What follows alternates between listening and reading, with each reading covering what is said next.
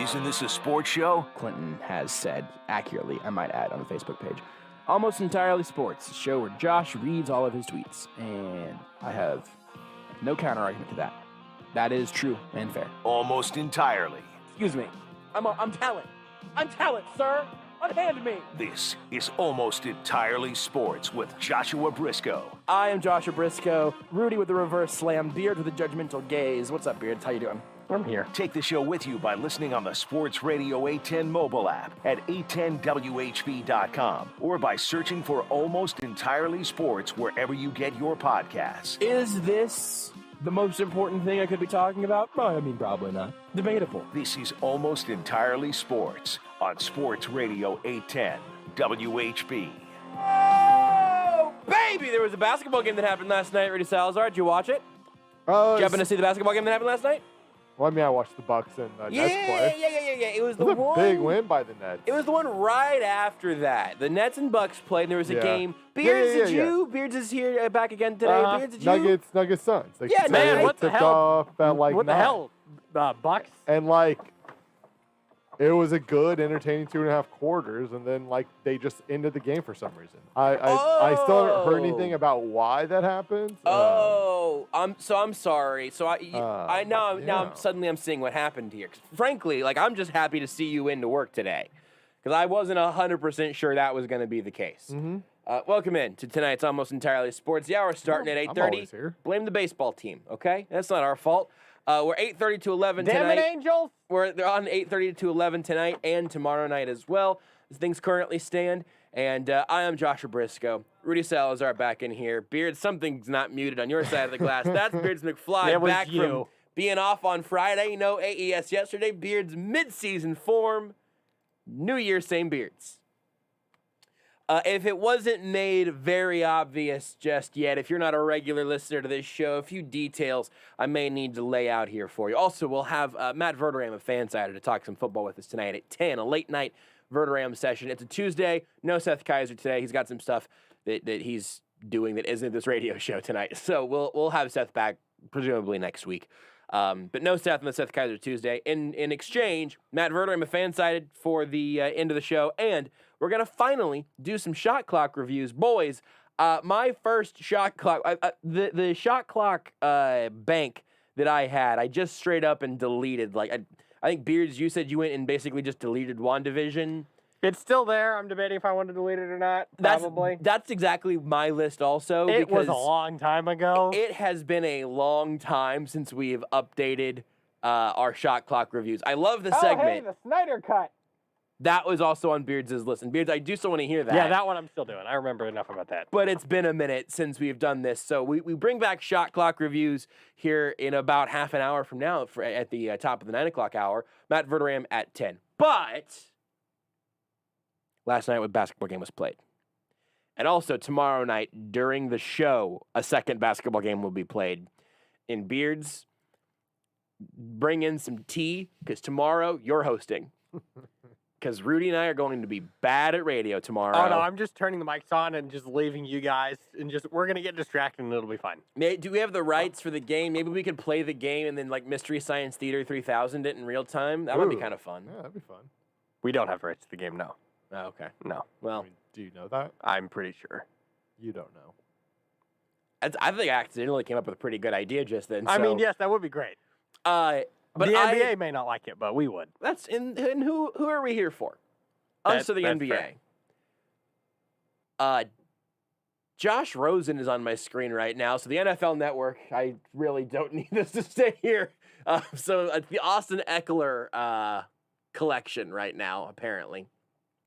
I'm a Phoenix Suns fan. Rudy Salazar, a Denver Nuggets fan. Yeah. And as we talked about on Thursday's show, or Friday's show, Beards was out, but Rudy and I were here. On Friday, we said, hey, we're both rooting for each other's team to get to the next round. Not only would it be excellent for this radio show, it'll just be fun for us to have not even a first-round series, but a second, for the right to go to the Western Conference Finals. Yep. Our two teams are going head-to-head. And today, Nikola Jokic named NBA MVP. That is exciting for you, Rudy. Absolutely. And it will be the Well only deserved. win you get this week. Yeah, we'll see. Will we? The game was very close all the way to halftime last night. It really two evenly matched teams at half. Great 2.5 quarters. Denver played great and played like the better team for 2.5 quarters. I think the second half of that third Just quarter, got- the Whew. Suns were on like a. It was like a. They know closed what the out run the, was? they closed out the third. I don't know when the run started, but they closed out the third on a 25-7 run. Which means also they were down a good little chunk in there for a minute, Mhm. and it all The- came back around. The Nuggets were up by 10 to 12 points on like multiple occasions. The Faku So game pretty good. was driving me Faku Yeah. crazy. And Faku Campazzo is a player for the Denver Nuggets. I feel like the need to give that context every time I say his first name on the radio. Thank you. then the end It's of that actually third short quarter for happened. something. It's Facundo. Facundo Campazzo. So that happened last night. The Suns then, from that point forward, they pull away in the second half of the third quarter, and then in the fourth quarter, they keep the leg up that they had gotten at that point. I don't know. I mean, obviously all the ballots were cast. It's kind of tough for me to see Nikola Jokic named the MVP of the league whenever he wasn't even the most valuable big man last night. DeAndre Ayton just put the absolute bricks on him, which is a thing that people say. I didn't just come up with that out of nowhere. Locked him down, put him in cuffs, was rejecting him at every turn. He was wearing down. I saw Mike Malone today. I'm going to find this quote. Hey, Rudy, defend this for me, all right? All right. I haven't heard anything Mike Malone's actually said, so. Mike Malone on First Jokic time. today. This is a tweet and out of context, and I will not be providing any further context because this benefits my agenda. Quote, "That young man is exhausted, folks. He won't tell you, I'll tell you, mentally and physically." I got 3 takeaways from that, Rudy, and you can tell me yours. I got 3 takeaways. One, preparing to take the L. Just on the way out right now. Mhm. Wrap it up, Mike Malone saying, sorry, Jokic is tired. This series is over. Number 2, fake MVP. Number 3, DeAndre Ayton has ground this man's hopes and dreams into dust like the Sandman, scooped it up in his hands, and then blown it all away, grains of sand in the wind. Those are my 3 takeaways. None of those are too dramatic, right? I mean, on the same one as you with Ayton there. Basically, what we're getting here is Hakeem Olajuwon destroying David Robinson when David Robinson won the MVP that year. And Olajuwon thinking, oh, I should have gotten it. That's Sure. what you're equating this to, right? Sure. Listen, that may be. Thank you to a Facebook commenter who commented Chiefs. That may be, Beards, the first time that we compare DeAndre Ayton dominating to Hakeem Olajuwon on this show, but it certainly will not be the last time. Also, you want to scoop me over in the Twitch video? I literally had to pull up Twitch to monitor this myself. You can That's better. tap me over a little bit and maybe could use a little more headspace. I don't know. I don't know if I sit any lower, no one will be able to see my It's a very my nice jersey. great Monarchs Yeah. jersey that I got during the opening game back whatever it was, a couple weeks ago. Let's talk about that more. That was fun. I enjoyed that, and I spent too much money in their fan shop, their team shop, and I don't regret it because it gave me this and a great jacket that I'll not be able to wear for months because it's officially bleep that bleep season in terms of the weather for me. Yeah. Yesterday at the golf course, yesterday I was filling in for Sven Petra on the program. Rudy and I were out there at Lockwood Country Club. Beautiful place, wonderful. We were up on like a raised deck sort of thing on like a second level. Patio. I think of a patio Well, it's being a patio. ground floor. Patios can also be like second floor, above I've- overhead. I would argue They called it a patio. Like the Loch Lloyd people called it the patio. I'm not going to use the word argue either because I'm not really taking a side. In my head, a deck is a patio up a level, or a patio is That's a deck raised on off the the ground ground. floor. I think of a deck being in. You have to take stairs to a deck, but a patio is like the ground floor version of a deck. I have no idea if that's back to anything. That's just what I think. I mean, I think that's fair. My guess is deck patio is pretty interchangeable, right? Like a deck can even technically be like in my mom's backyard in her old house, like they had essentially, I'll say deck made out of wood, but it was touching the ground, right? Now you're elevated a little bit off the ground because like it's about a foot, right? Like of wood, I guess, but it is touching the ground without poles, into the ground. Like my dad is currently building a deck. He's got I don't know if I talked about it. No, because we haven't had a show. I dug 12 holes on Sunday to put 12 wooden poles into it because my dad's building a deck, and it's way up in the air. Beards, I didn't want to cut Rudy off, but somewhere in there was something about a foot of wood touching the. I don't know. Yeah. You mark it and go back through later. I bet there'll be something delicious in there for you. Also, I want to point out, Rudy, this isn't school where you can distract the teacher from not giving us homework for the rest of the class. He distracted himself. That never happens. Anyway, mark that and see if you get anything fun from it, Beards. I'll see what we got. A patio is an outdoor space. I'm reading this without knowing the payoff. Is an outdoor space generally used for dining or recreation that adjoins a residence and is typically paved. In Australia, the team has expanded to include roofed structures, such as a veranda, which provides protection from sun and rain. Patios are most commonly paved with... this is from Wikipedia. Most commonly paved... This is off the top of my head. Patios are most commonly paved with concrete or stone slabs. They can also be created using bricks, block paving, tiles, cobbles, or gravel. They go into say other kinds of patio materials these days include aluma wood, aluminum, acrylic, and glass. Some more about concrete. Additional reinforcement for hot tubs, perhaps. Additional steps from the home. Love a good hot tub. So I don't feel like it's necessarily a hard and fast solution here. But typically, I think you're right. I think they did say like the patio. I would say we were. It sounds like if the legal definition of what we are on is a patio, legal right? Definition. But I would say I think your definition of everything, I do think it would be the common man. And I'm all about the common man. I think the average person would say would essentially be on the same page as you. So a balcony, obviously in the air. Yeah. 100%. Yeah. What about a porch? I think a porch has to be on the ground floor. Wow, I was going to go the other way and say that a porch could be ground floor or elevated, but I think I would have said a patio would be floor only. I think porch has to be ground floor. Because I think once it gets up to the second now, it's a patio. All right, I'm going to nationwide.com. This is Nationwide. Isn't the porch on the front of a house? Maybe. Yeah, maybe porch is only on the front. I'm trying to think that's the front of the house thing. It definitely usually is. Yeah. But is it only? I don't know. Yeah, I would say porch is only on the front. I think, and this is going to be our payoff, I think that this is as close as we're going to get to a concrete resolution. Real fast, let me throw something in here. You walked over my pun, and I will never forgive you for that. Well, go ahead.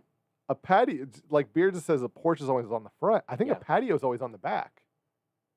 I don't think you get patios on the front side of a building, but we were on the back side of a building.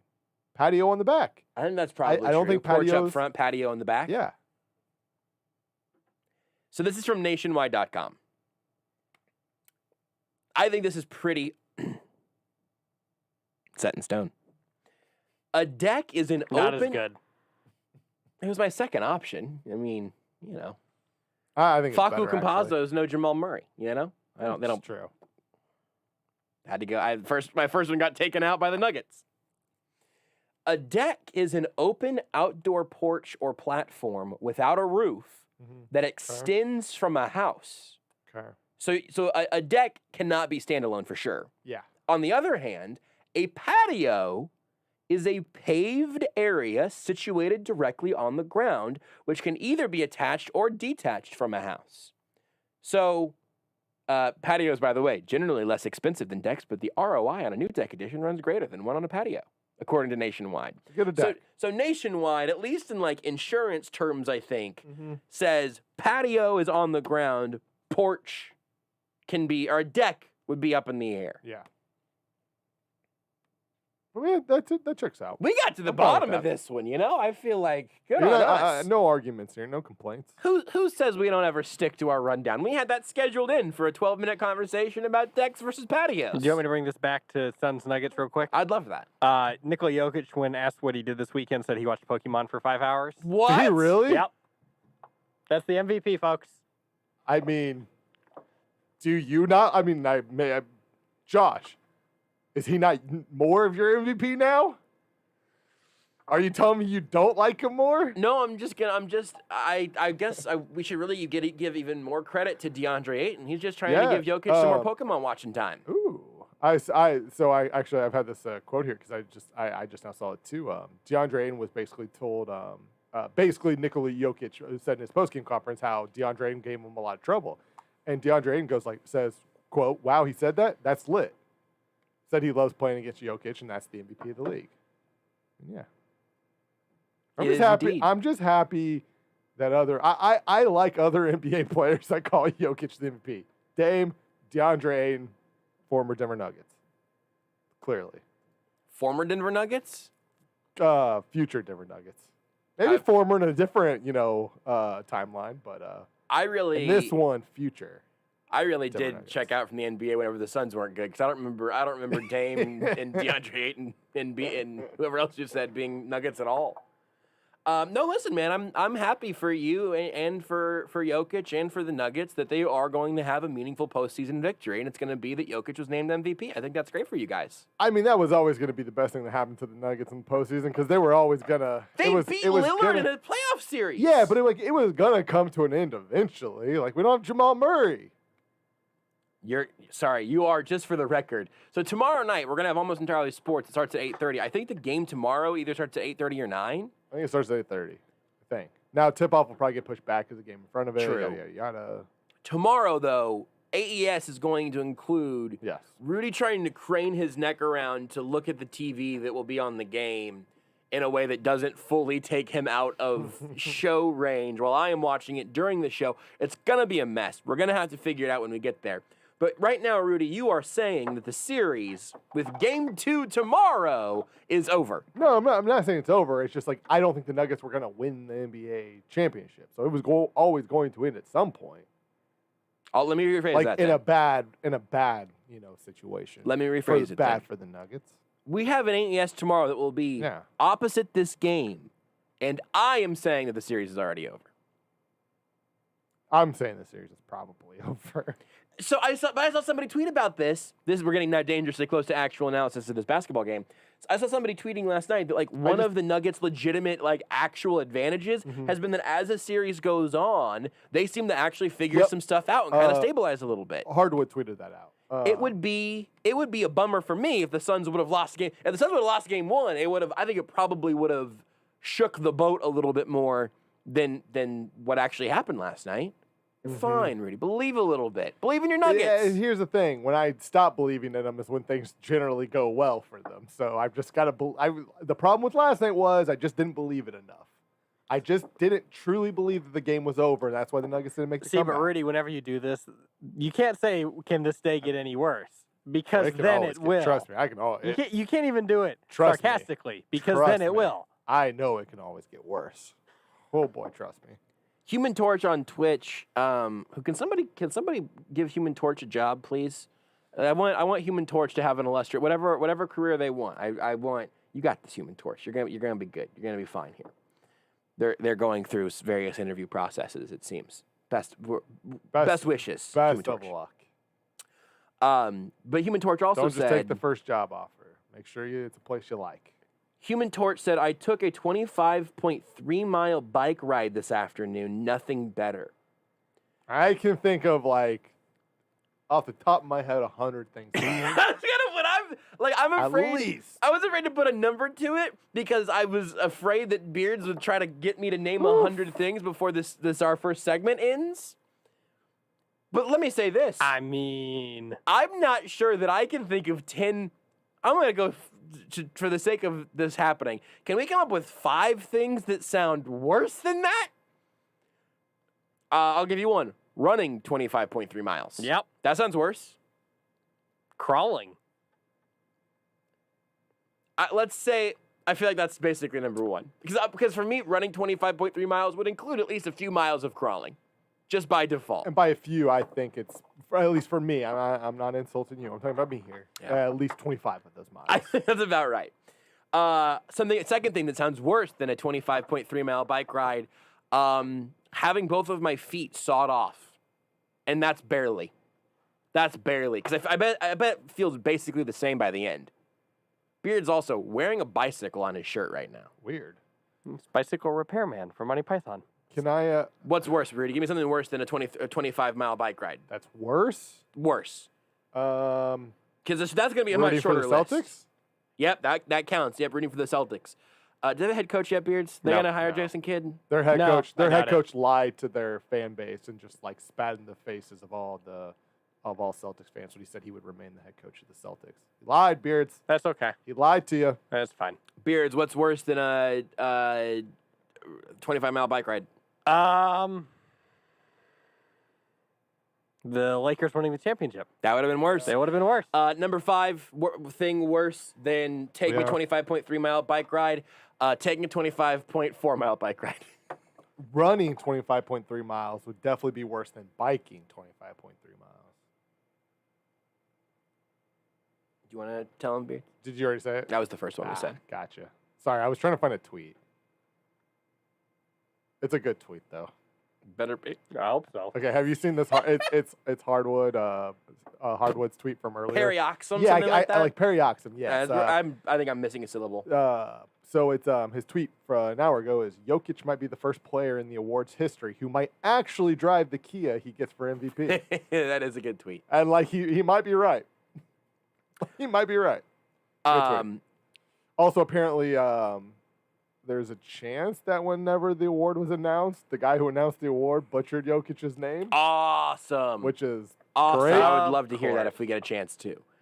Chaotic Warrior on Twitch. So this show's going to be so much trash talking the next however many days this series goes. I don't know, man. I think you could I edit that don't series. know. I think you could edit that comment down and say this show is going to be so much trash the next however many days. Just take the word talking out of there. Just so much trash the next however many days this series goes on. Josh is going to be trash talking.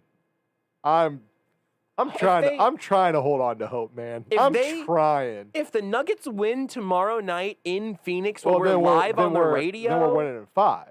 I am going If to we lose be tomorrow, we're getting swept. I am going to be a mess if that happens tomorrow. A mess. Hey, Beards, quick NBA thing from you. Sure. What happened with the Mavs in the Clippers series? I think every single road team won until Game 7 when the Clippers won. They were down 0-2 Yes, that's out of correct. the gate. Yes. That series was weird. I don't fully understand it. Was just Kawhi being good at basketball? Kawhi actually showed up. Yeah. And went like supersonic mode. I'll pull up the stats and try to figure out what Are they still a team? I had a hard What? time.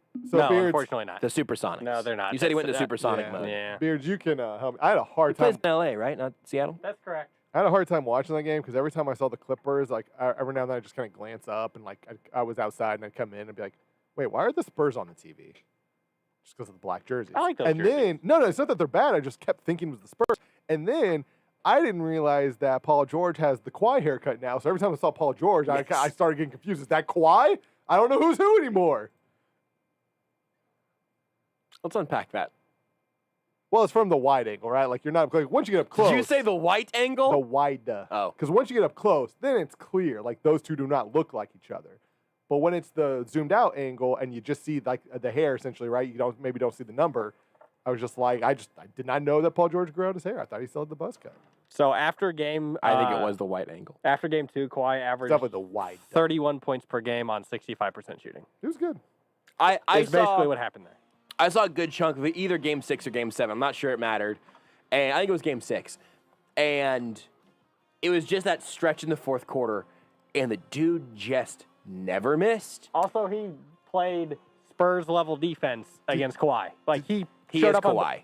Did like you guys, old Kawhi. He showed You up said against Kawhi. Do you mean against Luka. Yeah. against Luka? Yeah. Did you guys know the MVP award is the Maurice Podoloff trophy? No. Yes. Who's That Maurice checks out. Podoloff? I think he was one of the early commissioners. MVP here Interesting. in 30 seconds. Beards, you want to say your favorite thing about the MVP Oh, yeah. voting? Derrick Rose got a first place vote, Leap year. but it was by the fans. From fans. Yeah. Adam Schefter Also, tweeted. LeBron got 1 fifth-place vote, and that was it. That was surprising.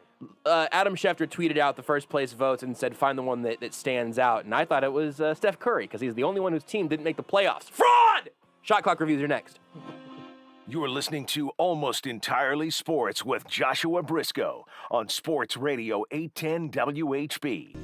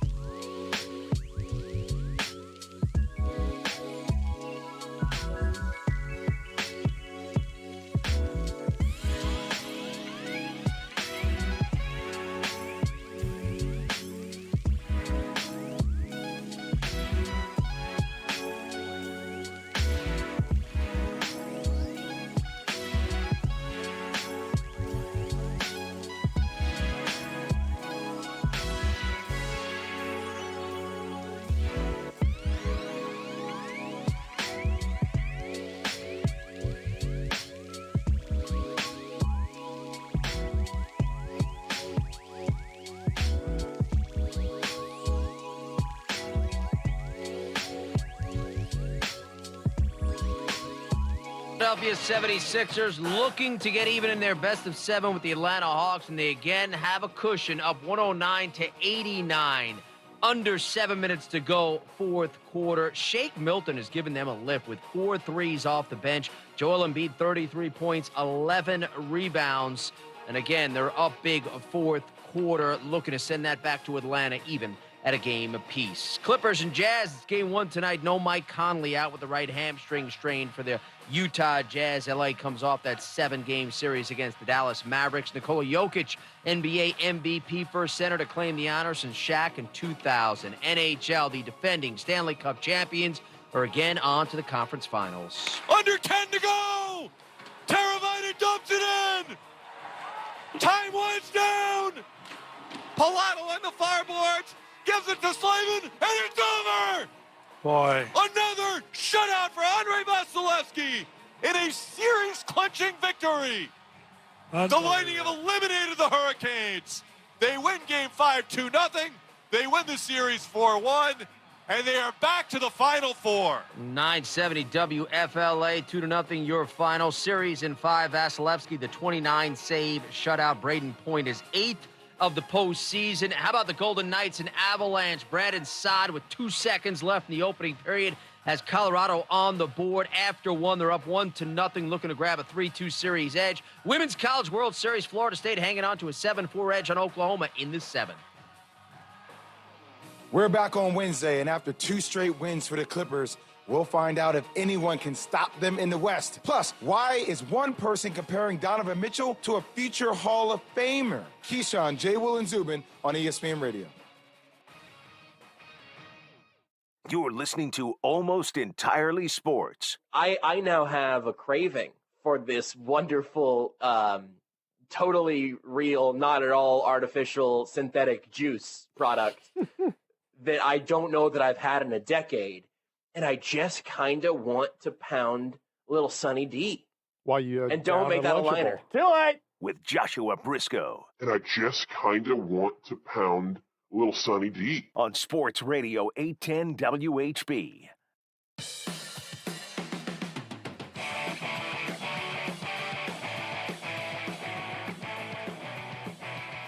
If maybe you are among the large number of people who just realized that the bottom of the first inning isn't for you, welcome in to one of my favorite recurring bits that we don't do nearly often enough here on Almost Entirely Sports. And it's honestly because I forget about it sometimes, and then we have other stuff that comes around, and this segment demands a little bit of respect, despite the fact that we do not have any imaging for it. I'm just now realizing, is there music for this? I can never remember if there's music for this. Has there never been music for this? There was like once, I think. But I think it drowned out the shot clock. That's I think probably that's what what it was. happened. Also, a tradition like any other is being sort of confused about how we used to do this bit because I forget about it because we don't do it nearly often enough, despite me loving this bit. I believe I review your topics. You review Beards. Beards reviews mine. I think that's how this goes. And the whole time we're taking shots. Yeah. It's shot clock reviews. Here is the way this works. We all have a bank of things that we have done or tried or, I don't know, experienced on some level since the last time we did shot clock reviews. We will review this thing for an NBA shot clock of 24 seconds. You will hear the ticking in the background. Whenever the buzzer goes off, we gotta have an NBA rules meeting right now. Yeah. Whenever the buzzer goes off, we need the score. And it's a score out of 10, blank out of 10 every time. We did say last time you were allowed one offensive rebound, essentially, which is just 14 more seconds. I don't know if we want to do that or not. but we One talked offensive about rebound that. for the entire bank, Yeah, right? yeah, for the entire bank. You get like one thing if you're passionate about it. You don't have to use it, just if you want it. All right, I'm down with that. Fair enough. We We don't have to. We have just to figure talked out- about it last time. we have to figure out, because the issue is we got to get all the way to 24 seconds, but not go over. At the buzzer, whether you're mid-sentence or not, you stop, you score. Here's what you got is when the buzzer goes, Then you have to give your score. ball's in the air at Yeah. that point. If you've got to finish your sentence, whatever, fine, but you've got to give that score Yeah. as the buzzer is buzzing. We'll see if we can do that. We'll see. And for the best possible representation of how this is supposed to go, we're going to start with Beards I know McFly's it. review of the Snyder Cut. Oh, we're starting there. Okay, cool. I think I originally had given the original Justice League movie a 6 out of 10. I thought it was fine. It didn't do anything offensive. Snyder Cut was a good improvement. The villain was much better in this one. There was some extra backstory. I liked the fact that it was 4 hours because it felt a little more TV showish, which it felt better in that medium. You're going to hear ancient lamentation music anytime Wonder Woman does anything. Balls 7 falling. out of 10. There's a new villain in the Snyder Cut? No, it's just No, done just better. no. Okay, that's fair. It's just That's done enough. better. I literally did not know that. I would like to review the best thing I've watched in a little while, Bo Burnham's new special, Inside. It's up on Netflix right now. I was by no means like a huge Bo Burnham fan. I've seen him do a couple of funny songs, and I respect that. Inside is entirely filmed over the course of the last year and change inside his apartment. He does all of the lighting, all of the filming, some of the lighting effects that he ends up doing, the editing and everything is tremendous. There are very funny parts. There are also incredibly introspective, serious things that will hit you like a ton of bricks. 8.8 out of 10. You should watch it. It's excellent. Rudy Salazar, tell me about WandaVision. Boy, we haven't done this segment in a while. Yeah, so WandaVision was obviously the first of the Marvel Disney Plus TV shows that come out. It was, they've had other TV shows. It's the first Disney Plus involving one of the main characters, and it was really well done just in the sense that it was just so different and so unique. And I'm always a big fan of like themes and stuff in TV shows, and just essentially that theme of dealing with PTSD, essentially from just losing everybody who you've ever loved. Really good. I 8 out of 10. It's a very serious, Yeah. very serious It is a serious show though too. Yeah. I will go again because I've got a slightly bigger bank. I don't know about you guys, but I got a slightly bigger bank. It's not always about the size of your bank, but how you use it. Mario plus Rabbids Kingdom Battle on Nintendo Switch. Not using it great. I am as stunned by this as you are, I promise. I saw a friend of mine was constantly playing it, and it was on sale in the eShop. It is essentially a turn-based strategy game, but it's made by Nintendo, but not by, like, the Mario group of Nintendo. It's got more Rabbids feel than Mario, but it has the polish and simplisticness that you need for a good on top of a good turn-based strategy game. I've loved it. I'm stunned that I've loved it. 8 out of 10. I'm genuinely surprised by that. But it's fun. Let's go back to Beards, WandaVision. Boy, we haven't done this segment in a long time. I'm trying to remember everything I thought about WandaVision very quickly. I thought it was pretty good. I liked some of the trippiness of it. I thought it was a little too Marvel-fied sometimes. Weird. Yeah, I know. Gosh, it was a long time since I remember very little about Just this. go lay this off the backboard. Basically, what I wanted to do was use my WandaVision review to talk about how Legion is superior and you should go watch it. Yeah, I'd give it like a 7.5 out of 10. I'd like to talk about WandaVision. Boy, it's been a long time since we've done this segment. I will say this to the very Marvel-y parts, Beards. I think I liked the show less the more it went on. Yeah. Not that it was like wearing on me, but my favorite parts I think were figuring out what was going on, and also some of the genre stuff they were doing the whole way through was excellent. Not to say I didn't like the ending, and I actually think they resolved things pretty well. Some of the later twists were still pretty good. I thought the beginning of the show, though, was like an 8 to 9 out of 10. Overall, the entire thing, I'm going to give it a strong 7.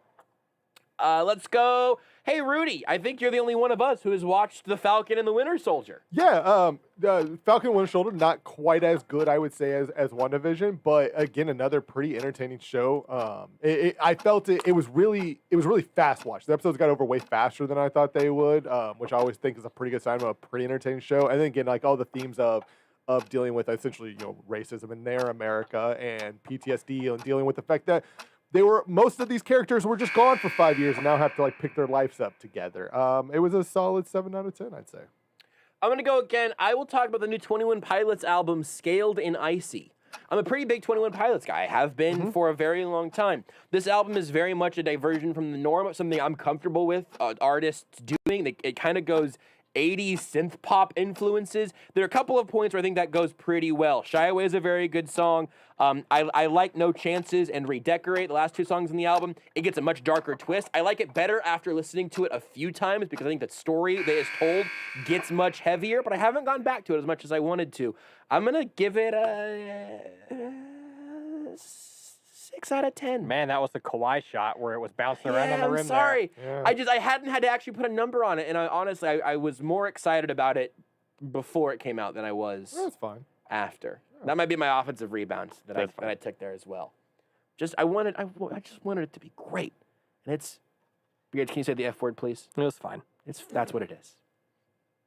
Let's go, Beards. Tell me about Scooby-Doo Mystery Incorporated. I found this show a few months ago, I love and this, dude. it is amazing. I love Scooby-Doo.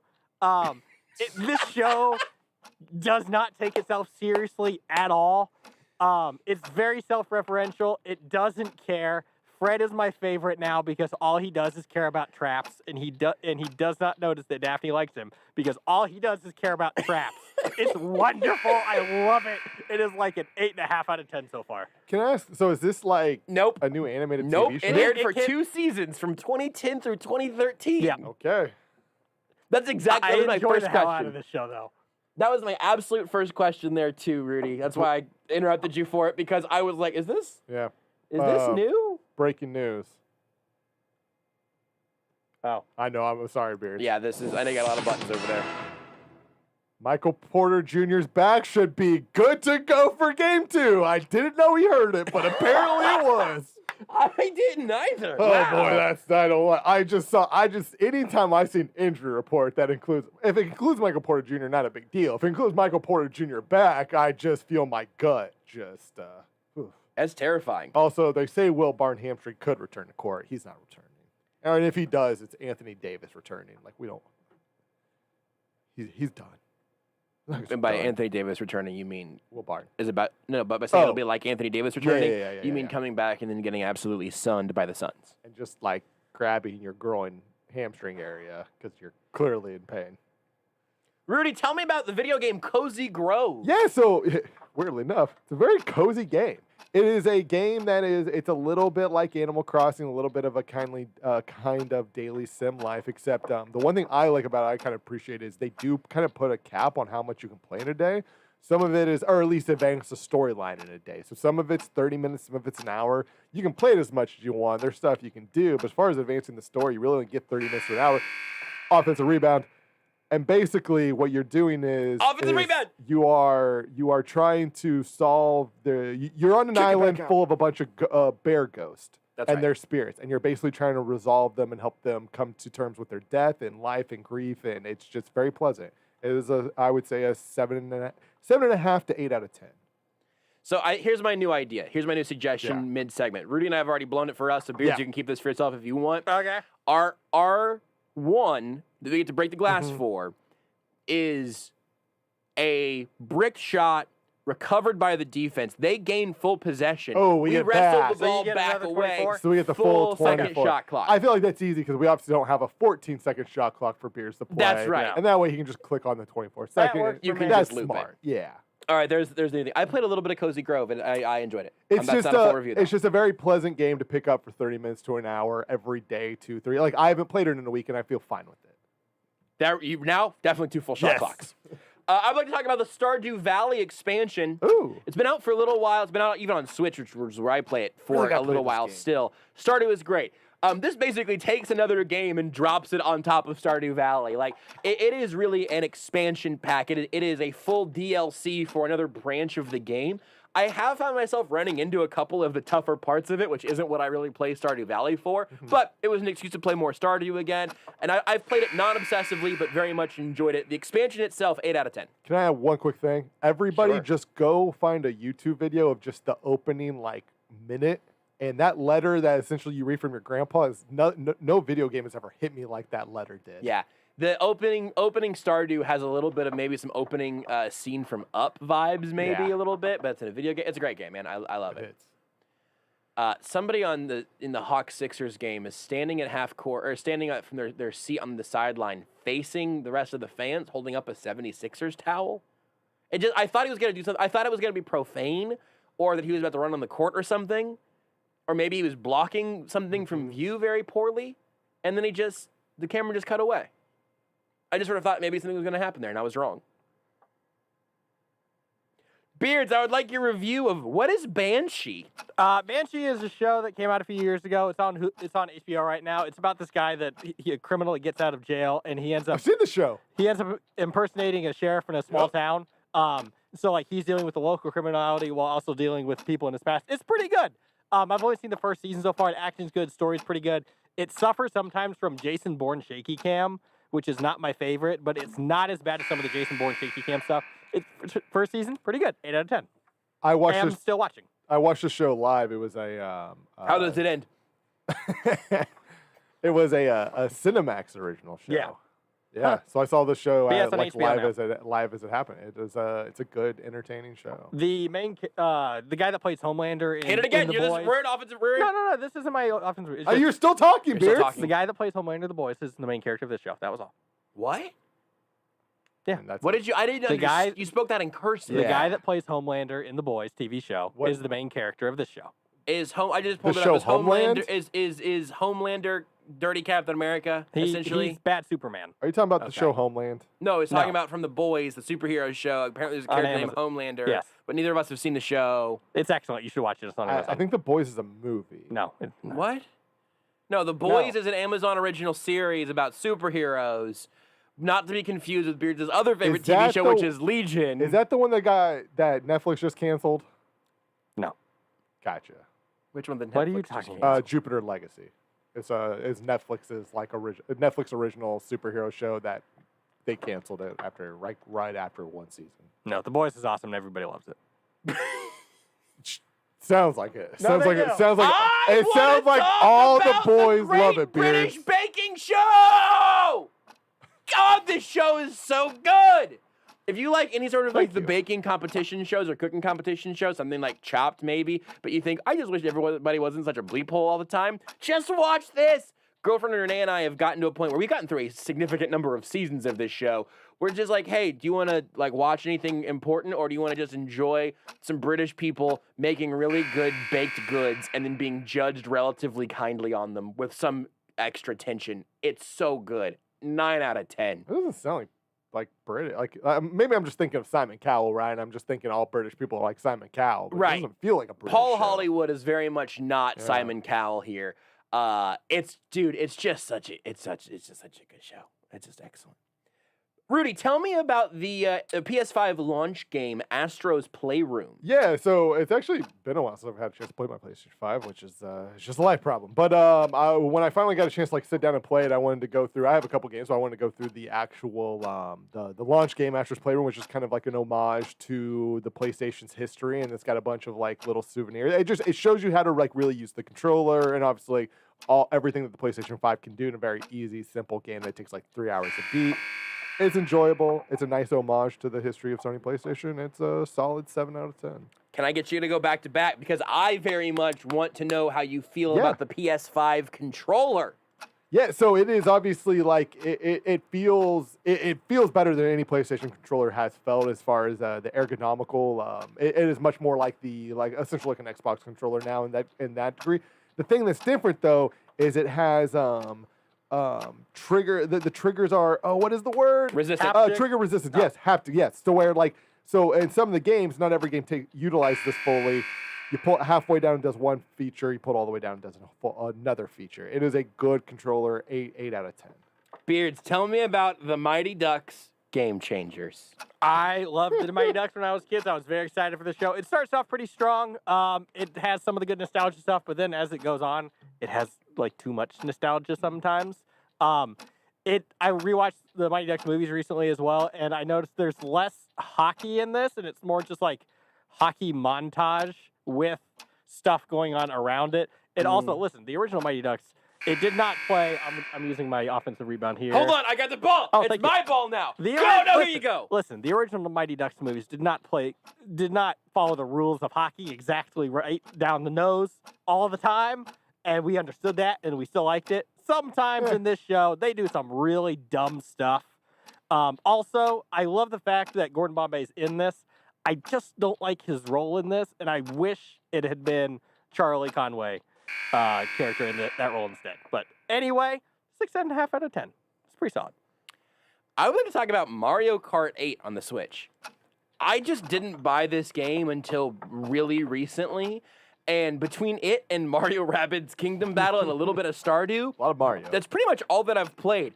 I really wish that there was some sort of RPG or like story mode element at all. They just throw you in, you can do all the races, all of the characters are unlocked, it seems, and you just can start playing the cups. I think they could have done a little more there, but the actual driving gameplay is excellent. 7.5 out of 10. I don't know. You know what? Mario Kart 8 out of 10. I feel like they earned it. But there's room for it to be a little more than it is. Rudy, tell me about Pokemon Snap on the Switch. Yeah, so there is a lot more to this game than the original Pokemon Snap. And actually, I should point out that it's new Pokemon Snap. That's my fault for not just writing down Pokemon Snap. It's new Pokemon Snap. But it is a beautiful game. It's not necessarily overly complicated, obviously. You just take photos. You're trying to get the best photos you can. But it's just the visuals of it is so beautiful. And like when you go through a level and you see a Pokemon for the first time, like interacting, like living in its environment, it is just such an aesthetically pleasing game. It is a good 8 out of 10. Beards, tell me about Mass Effect, a game that came out in 2007. Oh, wait, hang on. So I got to stop this real quick. Quick disclaimer. I played the originals for preparation to play the remaster that they did. Yeah. I haven't played the remaster yet, so this is the original. Legacy. This is the original one. This is not the remaster. This is not the remaster. This is not Mass Effect Legacy, which No. is a remastered of all the Mass Effect. Which is important. I just read what you wrote down. That's fine. You That's could have fine. you could have written down Mass Effect, the game that came out in 2007, not the remake, Mass Effect Legacy. I didn't want to put it down that long in our Google Doc, but anyway. If you guys really want to ever just throw a curveball at me, you could just have an incredibly long description that maybe even includes part of your review. That's there for the take in the future. Beards, can I please now hear about Mass Effect? Not the remake, but in fact the game that came out in 2007 that you replayed recently. I'm going to do something that I do better than anybody, and I'm going to compare something to the NBA. Mass Effect 1 is the 2015 Cavs team that made it to the finals, and the only reason they were in that series was because LeBron was that good. The story is LeBron James in this scenario. It is excellent. It's really good. The rest of the roster is the gameplay. It's old. It was old when it came out, and the first time I played it 10 years ago. 7 out of 10. So That's going to be controversial. It's a great analogy, and the self-confidence in that analogy was genuinely stunning. It's the most confident I've ever seen you about anything. Oh, thank you. So you replayed an old game. Yes. In preparation of replaying an old game. Yes. But just a remastered version of the old game. Yes.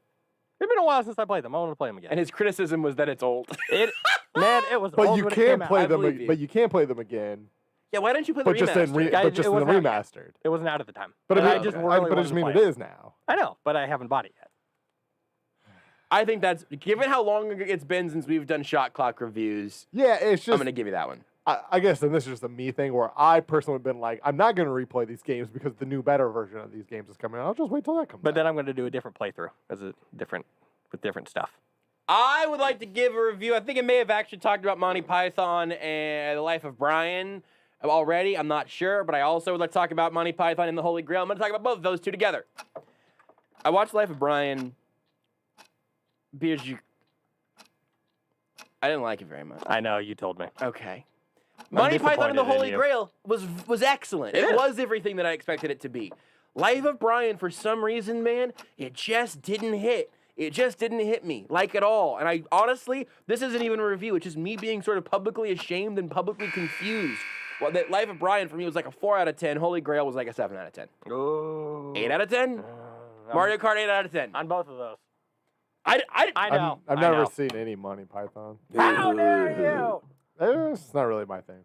Rudy, could I please get a review of the Office Superfan episodes? Yeah, so they've started releasing the full seasons. They did the full season time of the Superfan episodes. Basically, what those are just obviously re-releases of the episodes, but with extended cuts. Scenes are longer. Scenes that were just flat out new scenes that were cut but never made it in.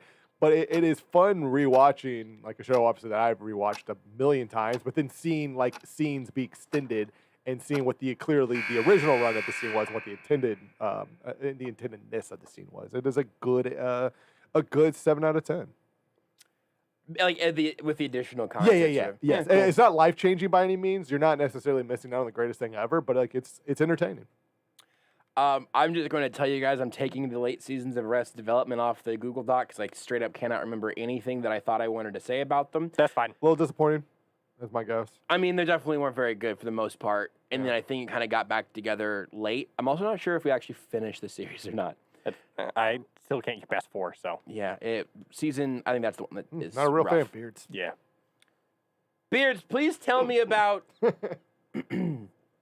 Mass Effect 2, a game that came out in 2010. Mass Effect So Legacy. every complaint I had about the first one, they went, okay, and then fixed all of it. It's so much better in every aspect. Story is still excellent, of course. There are extra companions, and they're all great.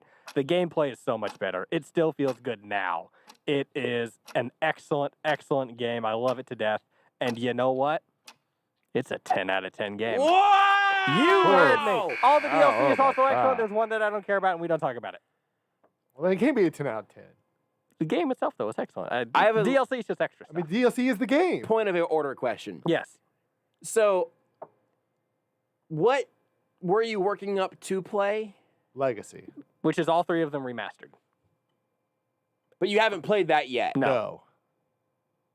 Legacy is all three of them remastered? Yeah.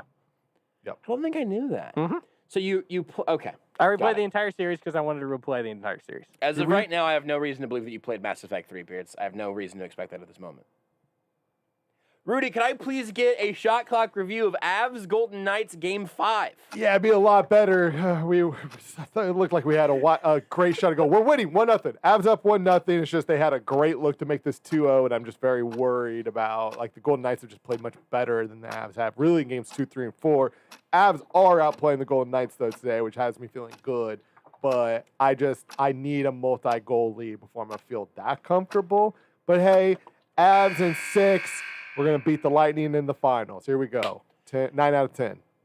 I would like to talk about Ant-Man, the first one. I watched this for the first time sometime after our last shot clock review, I think. You got there. I eventually got there. I had seen Ant-Man and the Wasp, and honestly, I did not enjoy that movie very much. So my hopes for Ant-Man, the original, were a little bit lower. It's really good. Thank you. It does everything that it sort of set out to do. I really enjoyed it. It was one of the first superhero movies in a while where I've been a little surprised by how much I just sort of enjoyed the ride along.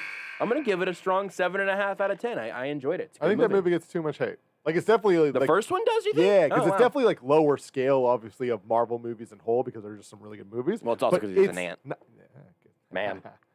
But it's not a bad movie.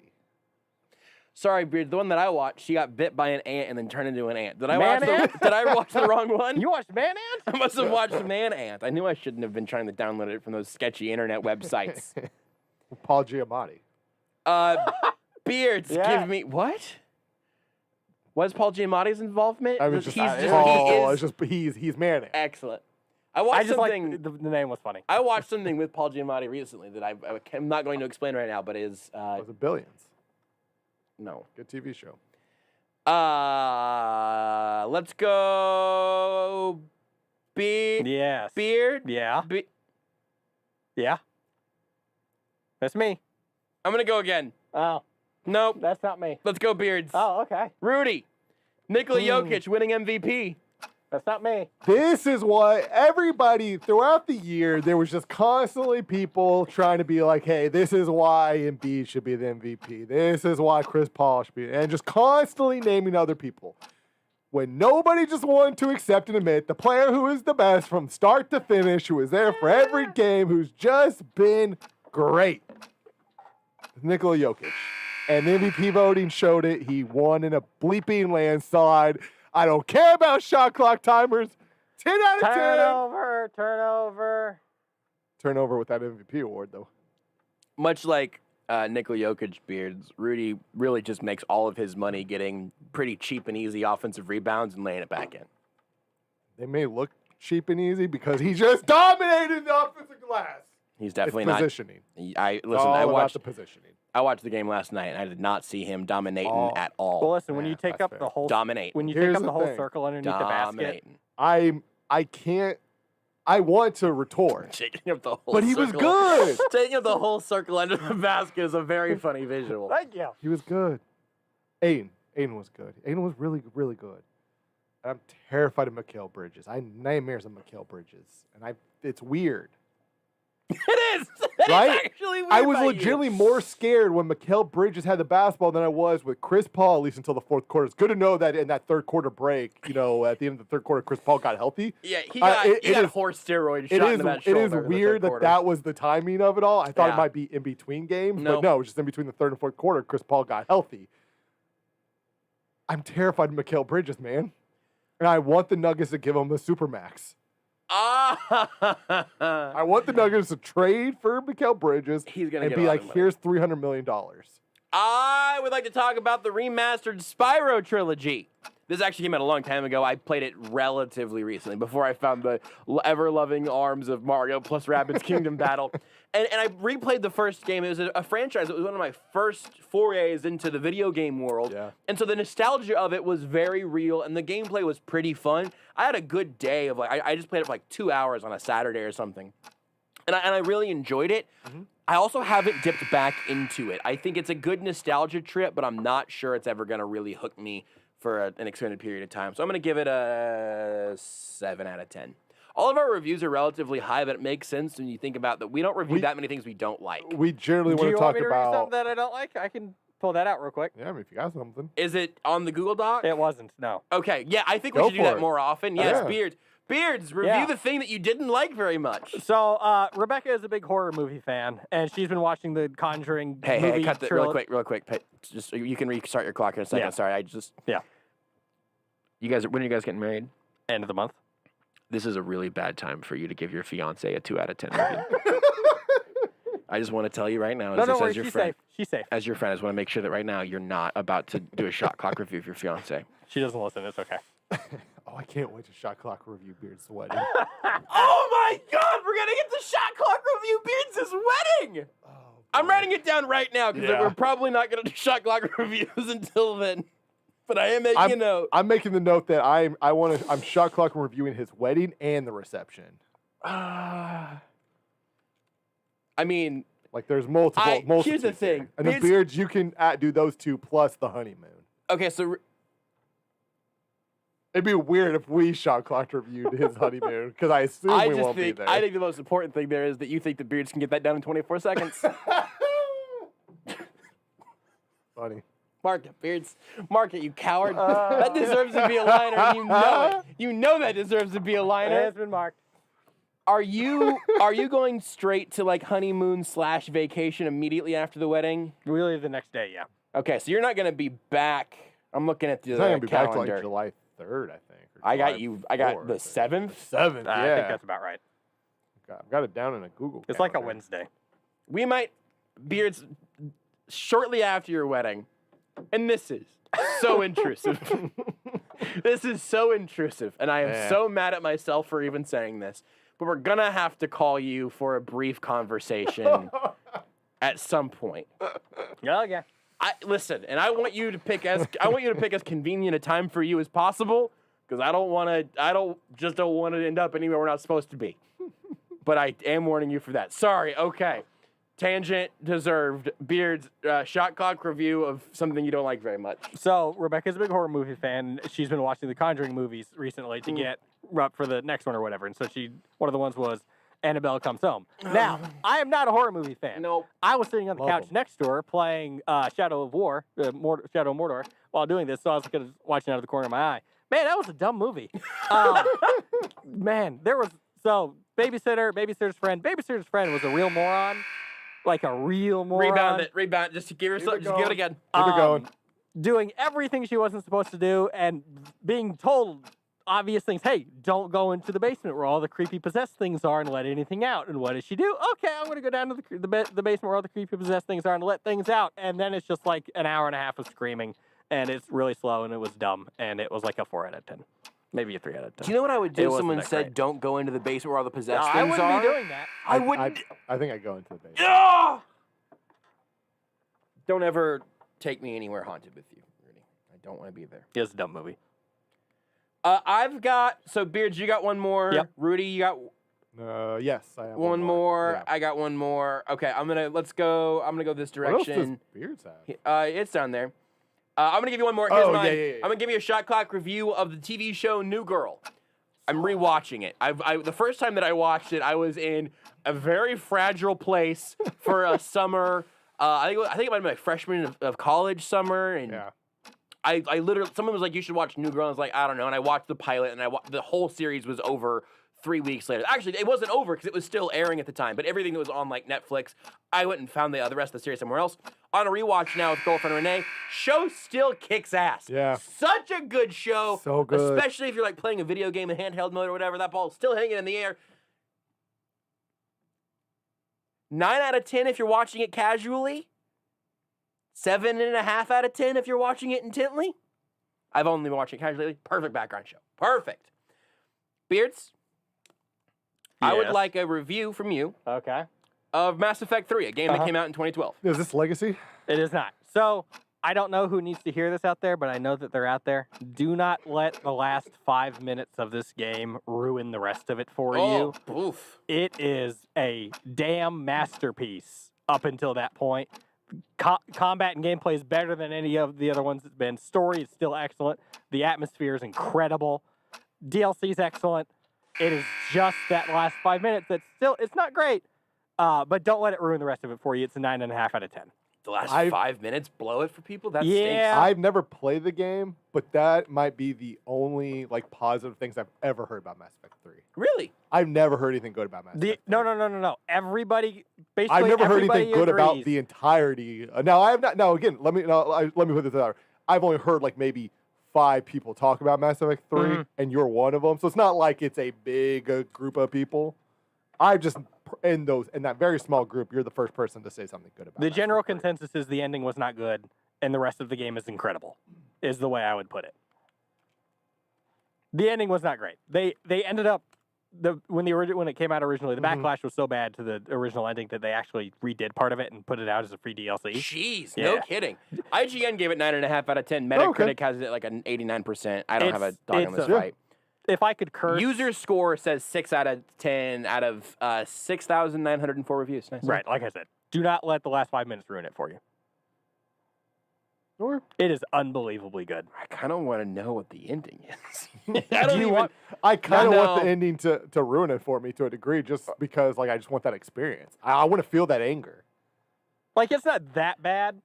There were people that were more upset because there are Oh. going to be people that are more upset, but it was just the giant ever lingering question kind of got answered in a way that people didn't like it. Question, Alright, Beers, sure. 'cause I It's think basically what happened. I think I got Don't something spoil mixed. it. Don't spoil it for anybody. I think I got something mixed up.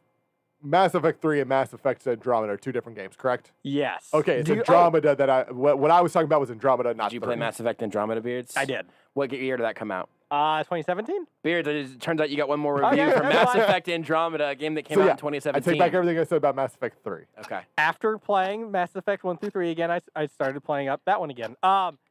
Listen, it's not as that bad. It has its issues. It's a very different game tonally than the other ones are. Combat is excellent, though. The story's a little rough. It's a little bloated in some parts. Some of the issues they fixed, like some of the facial animations were really bad when it came out, and they fixed that. It's not like screaming, grab your torches and pitchforks bad like everybody wants to make it out to be. It's like a 7 out of 10. It is 9:38. Rudy, take us home here. I would like your shot clock review, please, of country club bathrooms. Yeah, so I've only ever really seen one country club bathroom before, and that is the Loch Lloyd Country Club. I've been out there for the last 5 years for a golf tournament, and Josh was out there with me yesterday for the first time. It is an experience. It is. They got hairspray, they got sunblock, they got mouthwash, they got deodorant. Like anything you need, you just feeling a little uncomfortable. Country club bathrooms got it. Even if you're not a golfer, if you ever had the chance just to sign up for a country club just to like hang out in the bathroom and the other amenities I imagine are also very good in a country club. Saloon doors. Old Yeah, fashioned saloon saloon doors. doors. Like you don't need to golf, just go hang out at country clubs. Just in bathrooms. Yeah, just in the bathroom. Just sit there, just hang out. And here's the strike thing: up casual on conversations. the opposite side of the saloon doors, there were just a table and seats and a TV, so you can just technically hang out in the bathroom. On the other side of the saloon doors. I did use the free mouthwash after the show. Just felt like a nice little refresher. Gave me a nice little jolt of well-breathed energy for the rest of the day. If anyone from Loch Lloyd is listening, 9 out of 10. I did use your mouthwash. Thank you, Rudy. Respect the construct. Sorry. We'll 9 take a out of 10. break. Probably a little bit longer of one than normal. We also gave you a long segment of shot clock reviews, so don't you start complaining. Want more Almost Entirely Sports? Watch the show live on the Sports Radio 810 Facebook page.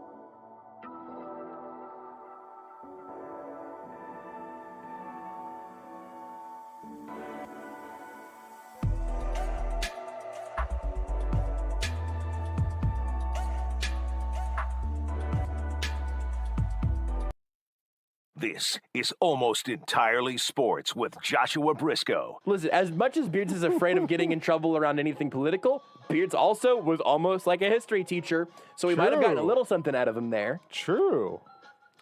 God, could you imagine Beards teaching kids? That's why I didn't do it. On Sports Radio 810 WHB.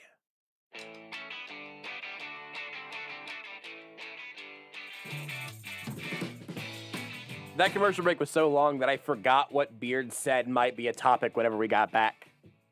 Avs are up 2-0.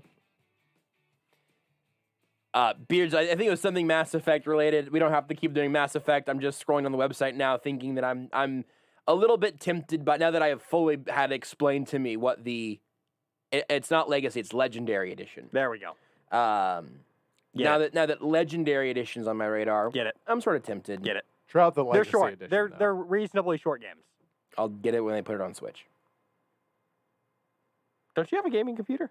I got this guy. Yeah. This is it. Yeah. Gaming computer is Strong. strong. Yeah. Okay. It was sort of labeled as that and has not necessarily performed quite that Gotcha. way. Yeah. I'm hoping to. I'll At continue one time, to, it probably was like very close to top I of the can play. line. I can play Borderlands 2 on it. Smoothly. Yeah. I haven't yeah. tried playing 3 yet, though.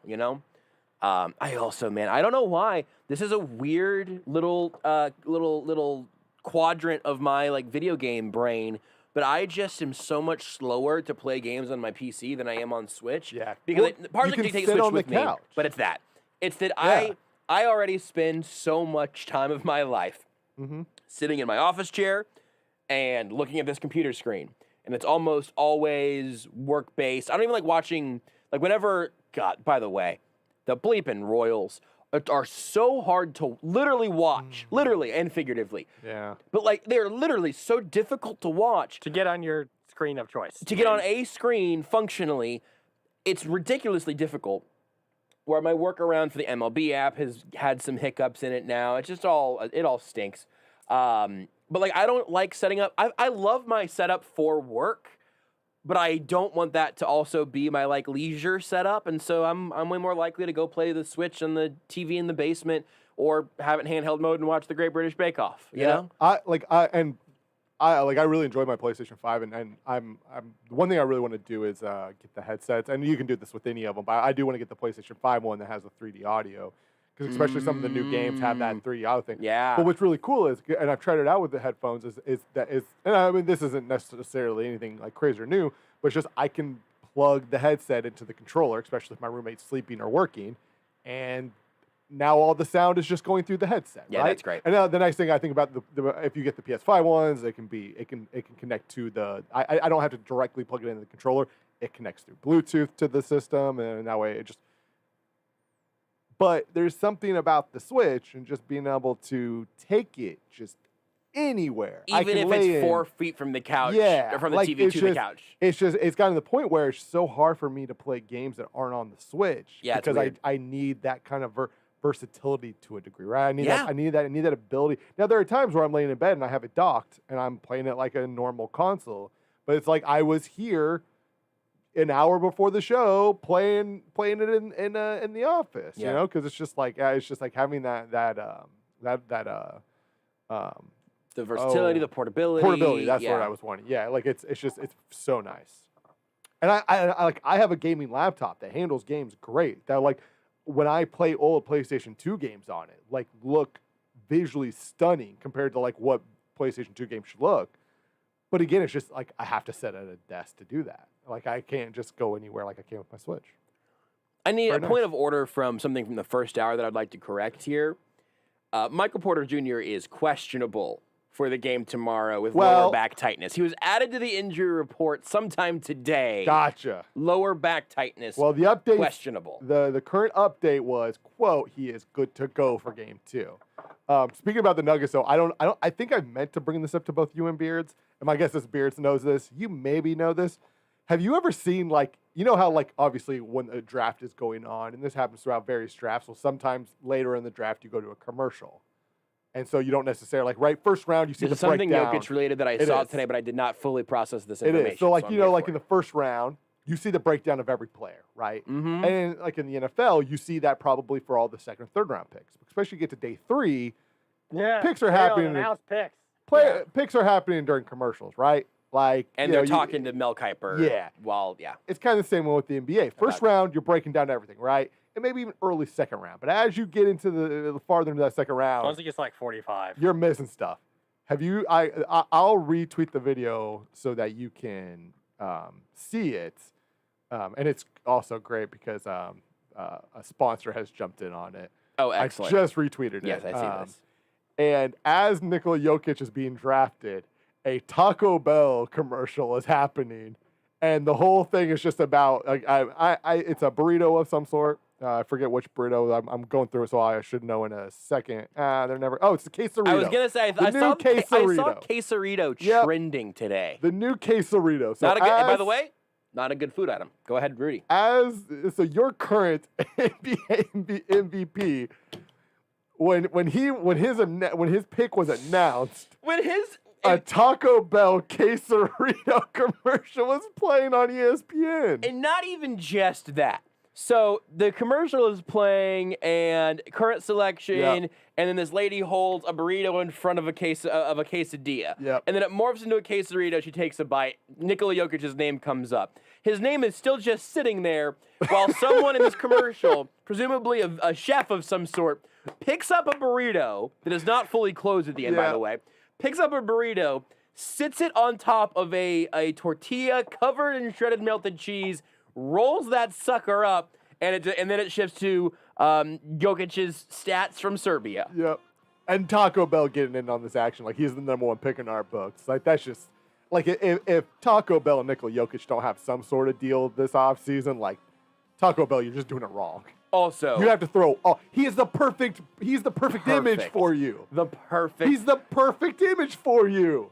Taco Bell, give him the bag. If you have a better answer, you tell me. But what NBA player connotes Taco Bell more than Nikola Jokic? Are we serious? 30 seconds left. I know. Are you forgetting? Yeah. The obvious one? Yeah, he plays for the Celtics. Yeah. Taco Ball.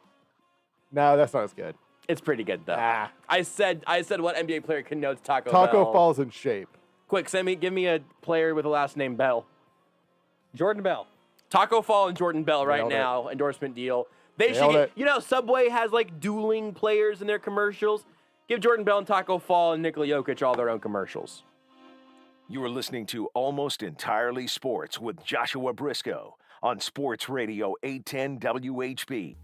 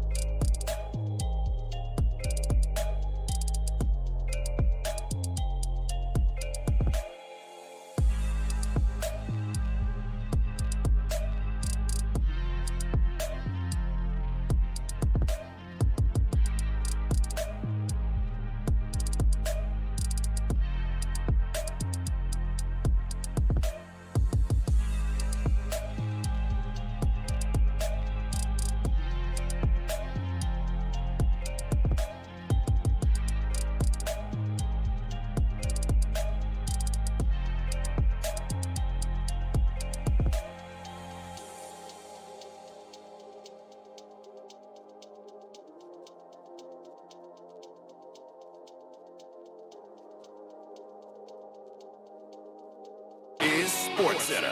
I'm Jim Basquel. They played the second quarter in Salt Lake City with the Clippers up top on the Jazz 35-23. How about these numbers?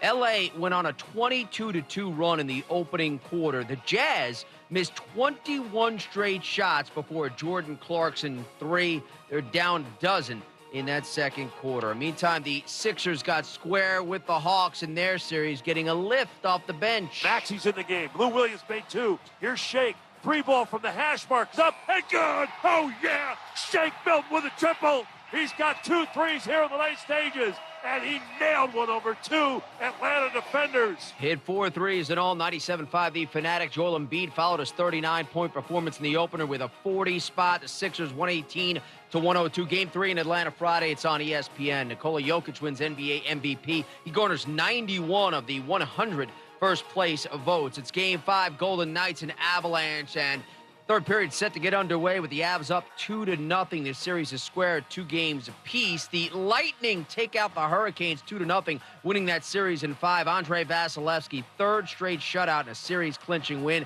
Tampa Bay 5-1 on the road in these playoffs. Women's College World Series, it's Game 1 of a best-of-3. Florida State doubles Oklahoma 8-4. They're 1 win away from a national title. Major League Baseball, Astros take the Red Sox 7-1, while the Rays are 3-1 winners over the Nats. So Tampa ups their lead in the American League East to a 1.5 on Boston. And Shohei Ohtani has his 17th home run. Angels up on the Royals in the 4th, 6-0. Hey, it's Greeny, and Wednesday we look at the NBA playoffs with plenty of action on the floor, and the big question, can anyone make the Nets sweat? Plus, Aaron Rodgers continues to hold out. What's the latest? It's Greeny, starting 10 a.m. Eastern on ESPN Radio and ESPN+. You're listening to Almost Entirely Sports with Joshua Brisco. You get out of an ice hockey game on a Friday night at 12:30 in the morning. Yep. There's only so many choices, and Taco Bell was always there for me in a time of need. On Sports Radio 810 WHB. We obviously the end of last hour, just wrapped up talking briefly about Taco Bell in relation to Nikola Jokic and what NBA players most connote Taco Bell.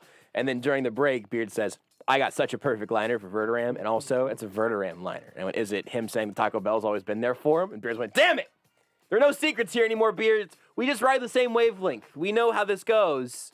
You hear Taco Bell, Matt Verderame time? Yeah, there's a liner for that. Matt Verderame joins us now. You can read all of his work at FanSided.com. You can read the Stacked in the Box column. You can listen to the Stacked in the Box podcast. You can do all the things at FanSided. Just go to his Twitter if you want, at Matt Verderame, or go to FanSided.com.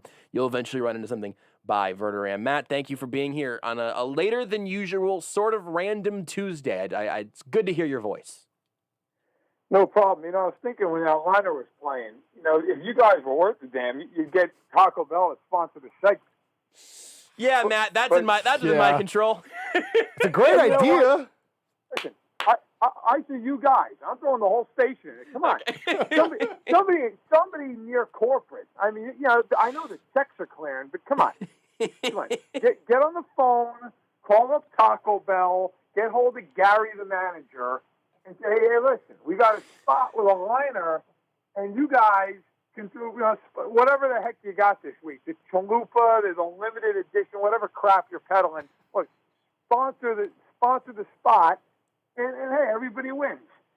We would talk so much bleep about in a good way, about the naked chicken chalupa.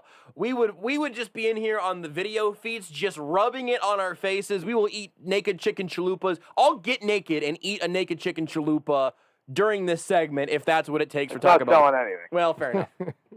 You know what? Don't yuck somebody's yum, Matt. What? Taco Bell's always been there for you. Maybe I'm here for somebody else. Go ahead, Rudy. All right, fair enough. I was trying to think of when they had was it the fourth meal or the Yeah, after fourth hours? meal. It's just Absolutely. it's the fourth meal with Matt Verderame. We could Late night. We could sign off with, instead of Liv Moss, it's Liv Matt. Liv Mott, maybe? I don't know. We'll leave that one on the cutting room floor. You know what? They're right to not sponsor this segment. I blew it. Yo quiero Matt Verderame. It's at that point it becomes like Seth Kaiser says, which is Verderame. Verderame, good. It does great. sound much more That's Hispanic. the actual way to pronounce my last name, but I've never gone by it. So he's actually technically correct. Wow! Oh. Huge breaking. Beard, can I get the breaking news sound effect, please? That's earth-shattering. It is. So Yeah, no, it's actually the Italian way. From the old country. That is actually Matt Verderame, but I've never gone by it because it would be even harder than I think Verderame. So, but he technically by the letter of the old Italian law is right. So does the rest of your family go by Verderame, or is this just you, or is this no one in your family goes by it? Always gone by Verderame. Just easier. I mean, I can't speak for when everybody came over from Italy in like the late 1800s. I have no idea if they went by Verderame then. But no, ever since I've been on this earth, it's been Verderame. But I got to tell you, I've been called a lot of things, a lot of which I can't repeat on the radio. And as far as my last name goes, I mean, my personal favorite is Vanderham. When people call somebody calls you about, hey, do you want this kind of insurance? They're like, Mr., and then there's like a 2-second pause, and it's like, Vanderham? And I always ask those people, like, where the hell did you get Van from? Like, I get it. It's a hard name. I'm not taking off points if you butcher it or whatever, Verderame. Okay, I get that one. Well, how do you Vanderham? But believe me, happens a lot more than you think. I'm currently reading an entire thing from a website about the origins of the etymological origin of the name Verderame. And I'm honestly just trying to figure out if there's a literal interpretation. I've just read a lot about Sicily, though, just now. So that's shown up several times. Well, I'm not even, my family's all from the northern part of Italy. I can tell you that the name, I think in Italian, it translates to green branch because Verde is green. So that's what I was trying to figure out is what is Rame? And that's not bad. A branch, maybe? I think it's like grammar. Now, by the way, everyone's turned off the radio. Every single person turned off the radio. It's 10:06 p.m. Anybody who wanted to hear something on the radio is happy to hear us. I don't know if you know what else is going on in Kansas City sports at the moment. We're the best thing going for sure. Well, I know the Royals are playing the Angels. I know what the score is, but not good. It's not good. And it's a shame. Yeah. So anyway, the last name. But we can wrap up on this. My mother's maiden name, Matri. It was originally Matriciani, and they shortened it legally a couple years before she was born. She had 3 older brothers, and they shortened it because they all went to Catholic school. And you know how, like, on the top of a paper when you're in school, there's like the name and then there's the line. So, my uncle would write like Stephen Matriciani, but he could never fit it on the line. It would always go over the line. Well, the nuns crack in the hands with rulers, right? So my grandparents decided, well, the poor kid's coming home with bruised hands every day because he keeps going over the friggin' line. So they shortened it to Matri. That's the honest to God reason. And so, wow, there's a lot of history in the last names of this family. Wow, that is fabulous. Also, I've gone to Google Translate, which means I've definitely got the truth here. And whenever I just write Rame, it gives me copper. And if I go Verda space Rame, it says copper green. So I don't know. I mean, they're thinking like whatever. I mean, my grandmother could have been an absolute stone cold liar. I can't say that. I never went to Google Translate to figure it out. I was told. I know Verde is green. That I know for a fact. But I don't. But yeah, she could have been a liar. She could have just been absolutely making things up and saying if I was stupid enough to believe her. A million different. Okay. I was like 8.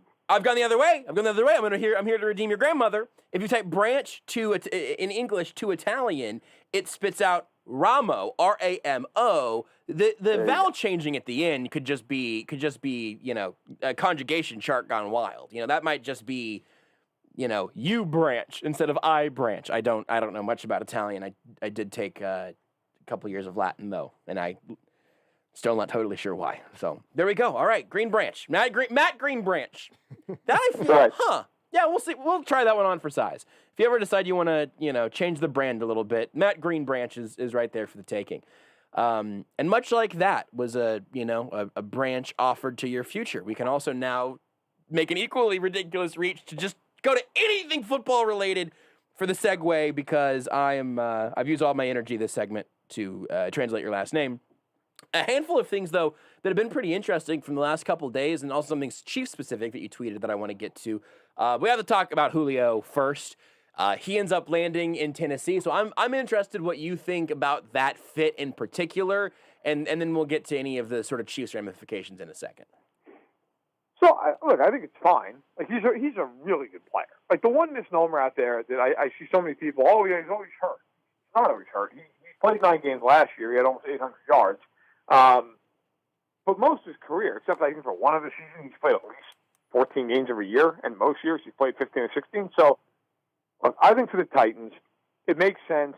You get a player who is going to draw number one attention and can beat that number one attention. You now have A.J. Brown, who's a very solid number one, now is a phenomenal number two, and Derrick Henry's, it's going to be harder to stack the box against him. So I think it helps you. Now, the question I have with Tennessee is still twofold, though. One is, and this was, of course, well before the Julio Jones deal and remains so, can they stop the nosebleed? Can they stop anybody? Because last year they were 30th in sacks, they were 31st in pressure rate, they were 32 on third downs.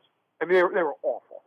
And they did pick up Bud Dupree and Nikola Jokic, who I really like both of them, but they also lost a whole bunch of guys. So, are they any better? The second part of this is, I like Ryan Tannehill. Like, Ryan, people like to dump on Ryan Tannehill. I actually think he's a top 10 quarterback. But when he's been asked, especially in bigger games and playoff games, even during his time with Tennessee, when he has been asked to make plays when the defense is gearing up to stop the pass, he struggles. We saw it in the AFC Championship game a few years ago. When the Chiefs stopped Derrick Henry, that was it. It was over. Baltimore did it last year in the wild card game. Like, they shut down Derrick Henry and basically said to Ryan Tannehill, hey, beat me. Couldn't do it. Like, that's the question I have. Julio helps that, no doubt. But that's still a looming question until it's answered. I'm curious. They play Week 6, they play Buffalo. Week 7, they play Kansas City. Week 8, they play Indy. Week 9, they play the Rams. I wrote about that and then felt really good that I wrote about it because I checked out Peter King's column an hour later, and he wrote about the exact same stretch. So that's the month of the season I'm going to learn a lot about Tennessee. This is something that Curtis Seabolt brought up yesterday when I was filling in on the program. Arthur Smith leaves Tennessee for Atlanta, and then funnily enough, Julio goes from Atlanta to Tennessee. Yeah. Do you have any fear of there being, not that Atlanta also, for this next example, not that their offense fell off a cliff, but like whenever Kyle Shanahan left Atlanta for a head coaching job, like that offense seems like it got worse. Do you fear that that's in the cards for Tannehill or for the Titans offense as a whole, or do you think they're going to not have to skip a beat there? No, I mean, look, I think it matters. Anytime you lose a coordinator, it matters, and it especially matters when the head coach is not as strong on the side of the ball that you're losing the coordinator. Like, as much as I respect Eric Bieniemy, and he's done a phenomenal job, and he's far more involved in that offense than people give him credit for, if he left, it would be a big loss for Kansas City, but they have Andy Reid. Like, that offense in the end is Andy Reid's baby. If they lose Steve Spagnuolo, I think it's a much bigger deal for the Chiefs in the sense that he is the defensive mind on that team. Yeah. He is where the buck stops. Yeah. In Tennessee, Vrabel is a defensive guy. Obviously, a very good linebacker for years in New England, and even a cup of coffee in Kansas City and Pittsburgh. Like, he is a defensive guy. And so Arthur Smith was the head coach of that offense. Now you lose him.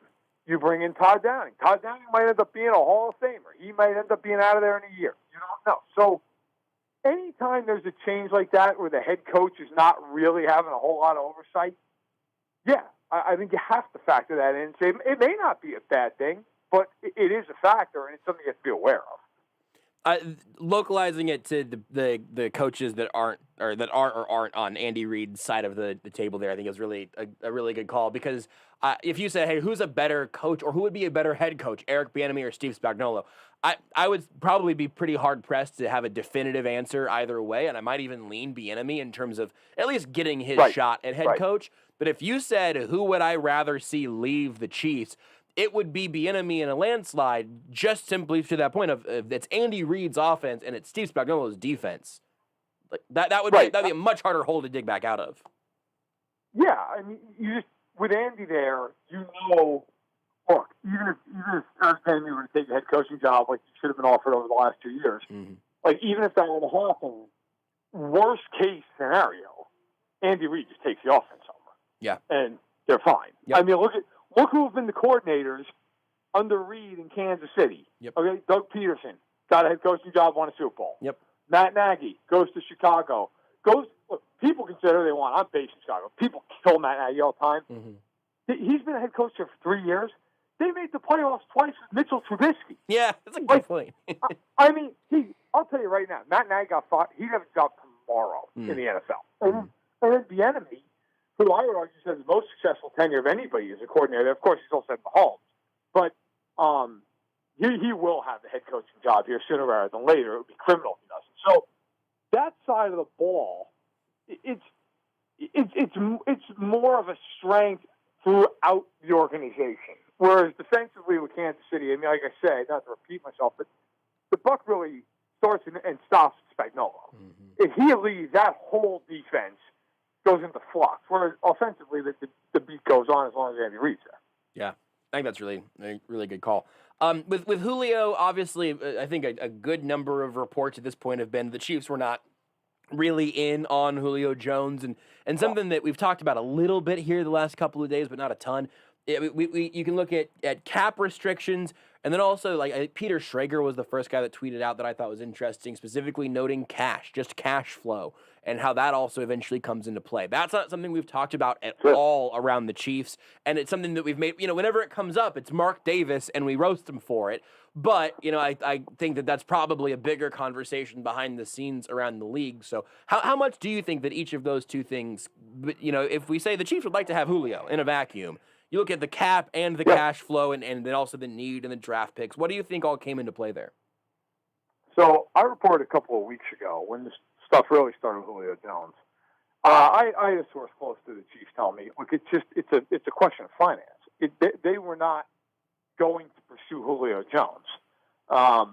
And that bared out to be true. They never came off that stance. And I'll be honest with you, I was a little leery of really coming out strong with that because the Chiefs are so aggressive. Yeah. That I felt like if in the 2 weeks, if they had extended Tyrann Mathieu and opened up $12 million in cap space, I could have pictured the Chiefs just being like, hey, you know what, why not? Yeah.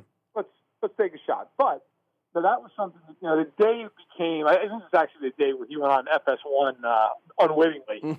I reached out and was told that.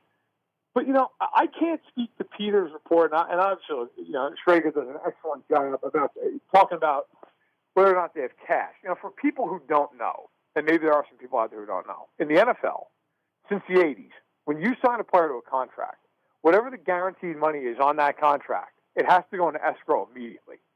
So, if you sign a guy to a $100 million contract, $60 million guaranteed, your owner has to have the liquid money to put $60 million in escrow. Now, with due respect to Peter Schrager, and I'm sure his sources are ironclad on this, I have not heard that. I haven't heard denial of it either, but I haven't heard that's the case. B, I kind of have a hard time a little bit thinking if that was the only holdup, that really would have stopped them, because they were going to give Trent Williams an ungodly amount of money. That's true. Yeah, you're right. That's a good point. Then they turned around and gave Joe Thuney an ungodly amount of money. They know that they're going to have to give Orlando Brown a ton of money at some point unless he really plays poorly. And Tyrann Mathieu, I think we all expect an extension to happen there. I can tell you firsthand, they love him in that building. Every bit for as much as he brings off the field, as much as he also brings on it. So all those, those are big deals. And I don't think the Hunt fan, I don't want to speak for Clark Hunt's finances. I'm not his accountant, but I don't think he's running out of money any day soon with the way that franchise has been printing it, even with the setbacks of COVID. Now, do I know that for a fact? Like I said, that part, no. But I can tell you for a fact that speaking to people around the team a couple weeks ago and even more recently, they were never involved, not because they don't think Julio Jones is a great player. They just simply don't have the cap space. You also have to factor in real quickly with Mathieu and Brown. If they extend Tyrann Mathieu, his cap hit's going to go down significantly this year. It's going to be big next year. Yeah. And if they have to tag Orlando Brown, that's about $20 million. Yep. That's a lot of money. At some point, people have to say the cap's fake, and you can massage cap. At some point, though, there is a salary cap, and you have to figure out who's going to be on the team. You mentioned the Mathieu extension, and I do think that at least all of us here expect that extension to end up happening at some point this offseason. But it's taken longer than I would have guessed in the first place. What do you think the percentage chance? I love the percentage chance game. What do you think the percentage chance is that he's signed to an extension simply before week 1? 80 to 90. I think I'm being conservative. Yeah. They love Tyrann Mathieu. And that's not a guess. They love Tyrann Mathieu. Not only for what he does on the field, which of course is be a first-team All-Pro both years he's been in Kansas City. He is the heartbeat of that team. Every bit as much as Patrick Mahomes is, as much as Travis Kelce is. He's as much of a leader as anybody. And, he really rallies the troops in a way. I remember, I'll give an example actually of what I'm talking about. So people may not remember, but last year, playing every game, but there was a game they played the Dolphins. They went to Miami, and he was questionable for the game. I think he hurt his hip during the week. And I reached out and asked a source, hey, is Mathieu likely to play this week? And the person got back to me and said, if everybody on the team was like Tyrann Mathieu, we never lose a game. I mean, that's kind of the respect that they have for him in that room. So I'd be floored if they didn't bring him back. Floored. I mean, and you know what? I look at this a lot like the Chris Jones thing last year. Chris Jones, for people who don't remember, he got tagged the second they could tag guys last year. They tagged him within like 30 minutes. And he went on the Colin Cowherd show and was, open about the fact, I'm kind of just playing a long-term deal yet. There was kind of talk about, what's going to happen. And then mid-July rolled around, and they had like 8 cents of cap space. And they signed him, Kelce, and Mahomes in a span of like a week. And I'm not surprised at all with Mathieu. I think this is going to get done before camp, but I've always thought it would be, mid-June to mid-July, somewhere in there. That's usually when these things get done. And, they know what it's going to cost. They're not dumb. They know he's going to be right at the top of the highest paid safeties in the NFL. And it's just a matter of how do you want to structure it. You go 3 years, you go 4 years, and how much funny money's in there, how many incentives. These teams, I remember last year with Jones, I wrote a piece in February saying, look, he's going to get about 4 years and $80 million. I mean, you just have to simply look at the market and where these guys, and he ends up getting 4 and 80 with 5 in incentives. I mean, it's not rocket science. I'm sure Brett Veach and Brant Tillis and all these guys, they know what they're going to have to pay Tyrann Mathieu, and it just comes down to sitting down and hammering it out. Yeah. Do you have a feel for what?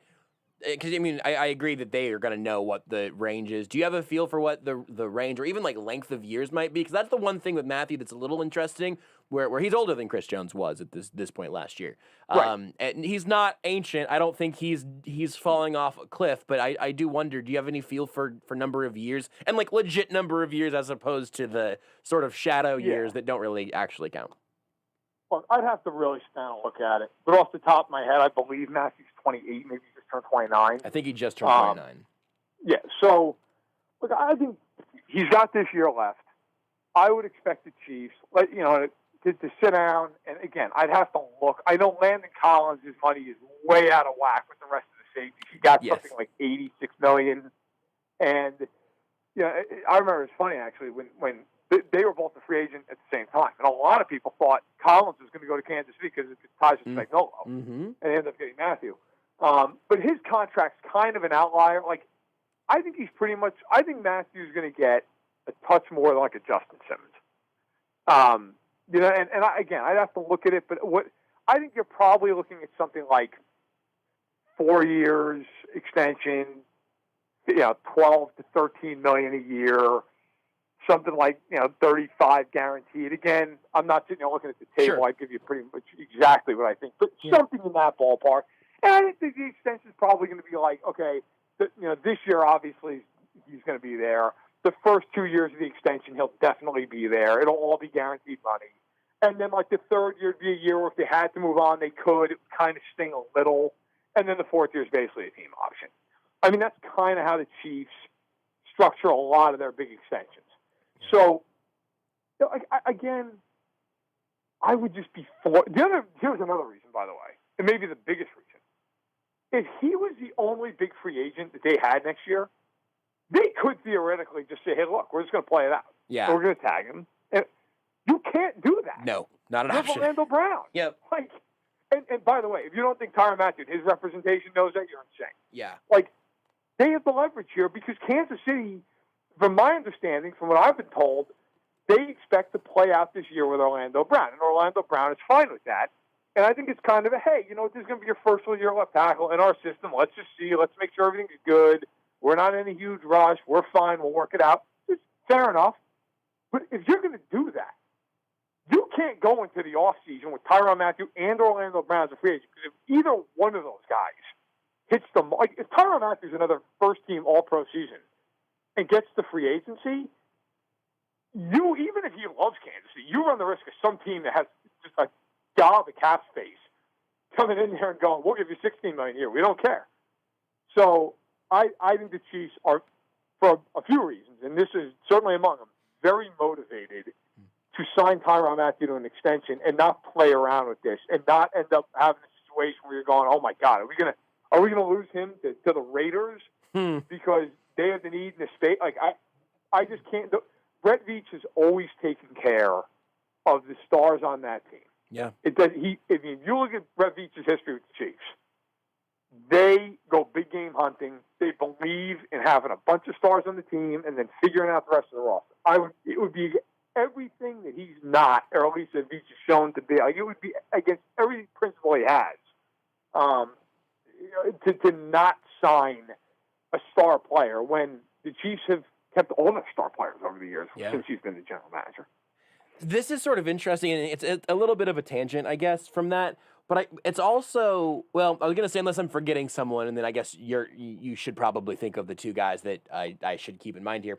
So we haven't really seen Brett Veach have to make a ton of decisions about stars towards the end and what the strategy will be. Obviously, this year, the biggest story of their offseason, maybe at least pre-Orlando Brown, was the reason they needed to trade for Orlando Brown, was cutting Fisher and Schwartz. Obviously, those guys both had like significant injury issues coming into this year, right. But I do think it'll be interesting to see, you know, what are they doing with Frank Clark this time next year, or a little less than this time next year, or what are they going to do whenever there's a guy they would potentially move on from. But I don't think that Anthony Hitchens, or frankly even maybe Schwartz or Fisher, quite hit that Tyrann Mathieu level, and frankly not a lot of those guys will. Mathieu, Chris Jones, Travis Kelce, Mahomes, Tyreek Hill, like that. I mean, it's a relatively small circle there, so it's not like we're going to get a huge sample size on that front.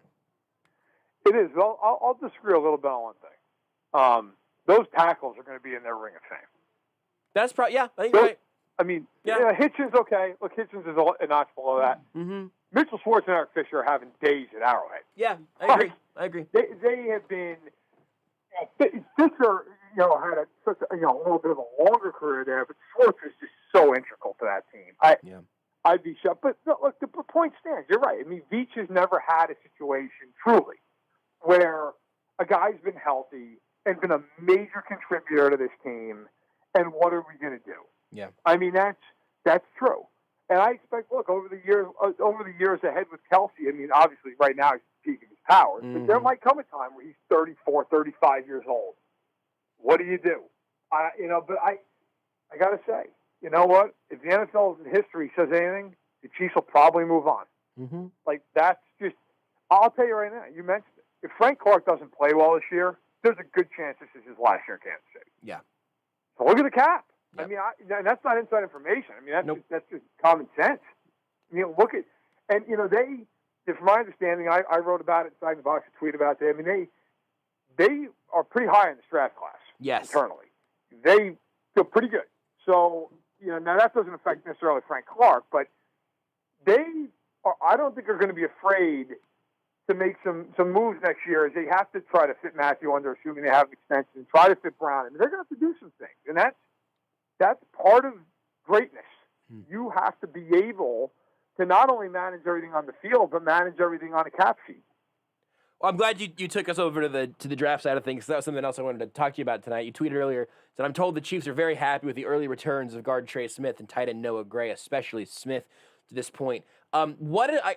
What is the degree of that in your mind? Is that maybe those guys are just they're going to be putting some pressure on some guys for playing time as rookies? What do you know there? So, look, I reached out to a handful of teams over the weekend and just said, hey, look, we're at the end of OTAs, going to mini camps.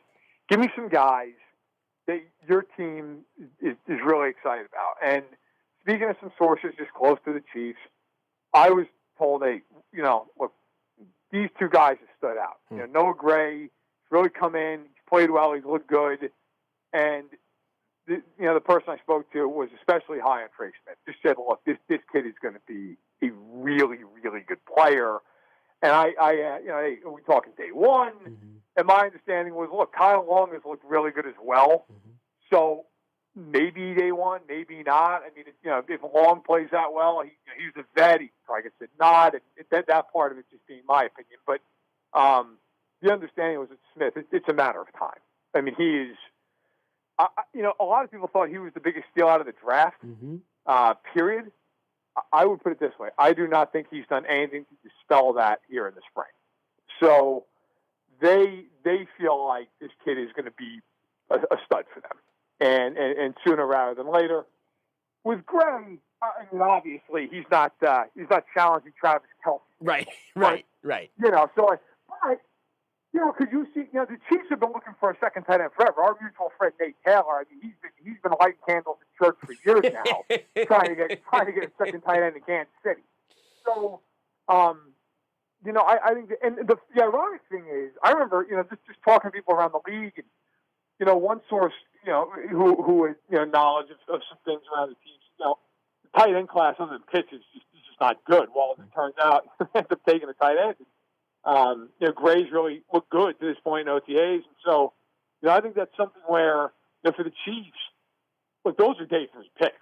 I mean, if that ends up panning out, you have to be really happy. And I'll say this, I mean, who knows? We got to see. It's OTAs. Let's not lose sight of that either. But, at the end of training camp, I always do the same thing. I reach out to a lot of teams, and I'll ask some sources of these. Hey, what do you see?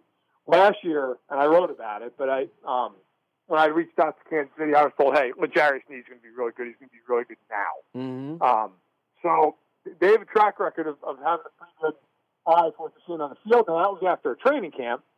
But we'll see. If Noah Gray turns out to be a good player and Trey Smith either comes in right away or comes in soon and he's holding down a guard spot opposite of Joe Thuney, that's a great development, not only for the Chiefs, but specifically for Patrick Mahomes. Yeah, absolutely. And for Noah Gray, I think I said this right after the draft, and I've been saying it, and I still think this is true, where I think he might have the largest array of potential outcomes of any player of their draft class. Because if you say, hey, this guy who's kind of an H-back, kind of an undersized tight end, but kind of a super slot, he is either a force to be reckoned with, or he never really finds a role and is out of the league in 2 or 3 years. I would understand those outcomes, but you're making me optimistic about him finding a spot here. And also, that this offense would use him well would not surprise me. It's the one thing that's funny with him, and to be clear, this part is completely my 2 cents, but I do find it interesting when you watch him. He's kind of built like Kelce. Like he's not as big as Kelce, but he's more that like athletic type. He's not like he's not built like some of their other backup tight ends in the past. They've been bigger, block first type guy. Like he's kind of a guy who I wouldn't be shocked if he continues to impress, and he does this through camp, he does this through preseason. I wouldn't be totally shocked if they're just like, you know what, we're gonna split you out some. If there's one thing about Andy Reid, if he thinks you can play, he will put you on the field. I mean, people, I'm sure, remember Tyreek Hill's rookie year, first half of the year, he didn't play a ton, but they kept trying to like get him in on these gadget plays. And after a while, Andy was like, you know what, the hell with it. Like, we're putting you in the backfield. Yeah. We're putting you – I remember a game against Tennessee at home where Hill had like a 70-yard run for a touchdown. And it was like out of the backfield. He was like lined up as a running back. And it was just – they wanted him on the field. Now, if Noah Gray ends up turning into any kind of a weapon, they think he can be a problem. I mean, I could see them lining him up as a fullback, as a tight end who's in line, in the slot, out wide. I mean, they will – especially if they feel like they need more depth at receiver. Yeah. I mean, I could just see them being like, look, we'll play 2 tight ends all day long. Yep. Because what the hell? We don't care. Whoever is the biggest problem for you is who will play. So he's an interesting guy to watch. He really is. I mean, if he has a really good camp, he could be someone who maybe surprises the Chiefs right away. I don't say this as anyone as financial advice, but if there was a prop bet for first touchdown scored of the 2021 season or something, and you gave me some really good odds on Noah Gray and sort of a wonky play out of the slot or from that little H-back spot or something, I would be intrigued by that, because I think it seems like it could be such a, oh, come on, Andy, none of us prepared for that moment from the Browns in week 1 for Noah Gray to get 3 targets and they end up going for 60 yards and a touchdown. I don't think it would surprise me. It wouldn't surprise me at all because it's Andy Reid. Yeah. I could also that also screams like week 2 Sunday Night Football against Baltimore. Yeah. Hey, let's run a pseudo reverse to Kelsey and have him throw it to Noah Gray. Yes. Let's just really. That's one thing with Kansas City. I always enjoy the first month of the year. All these plays that Reid has come up with over the spring and the summer, and you've never seen them. And they always have. So, like a couple of years ago, it was all those screen plays that nobody had ever seen, and the Chiefs were just running them at will. And then, then last year you had that underhand frisbee zip of a pass, like a shovel pass, and they always have some weird thing. Always. And they're so confident. There's never a time they won't do it. So it's always entertaining. Yeah. I mean, all bets are. I want to see one time. Just put Chris Jones under center. Yes. Just once. He's been begging for it. Give the man his do it in a game where you're winning by 30 points. But just put him in and say, look, Chris, none of this screen stuff. We're up there. Drop back, take a 7-step drop, and just let that mother go. Just rip it and see what I get. I get it. The other team would probably want to fight them at midfield after that, but I would pay good money to see that happen. Just once. I mean, why not? Let's have fun. I'm here to contribute to the GoFundMe. Thank you, Matt Greenbranch, for joining us tonight. Always wonderful to talk to you, including getting to the origins of your apparently perpetually mispronounced name. It's a circus. Thank you.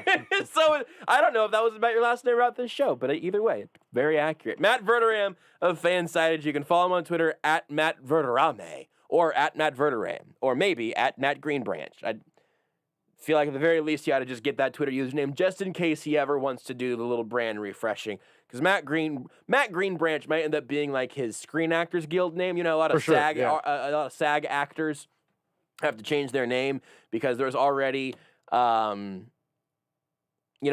Michael Fox. So Michael J. Fox throws that initial in there, bada bing, bada boom. It's why Tucker is Tucker D. Franklin, except for that he wanted a better Twitter handle, and Tucker Franklin was taken already.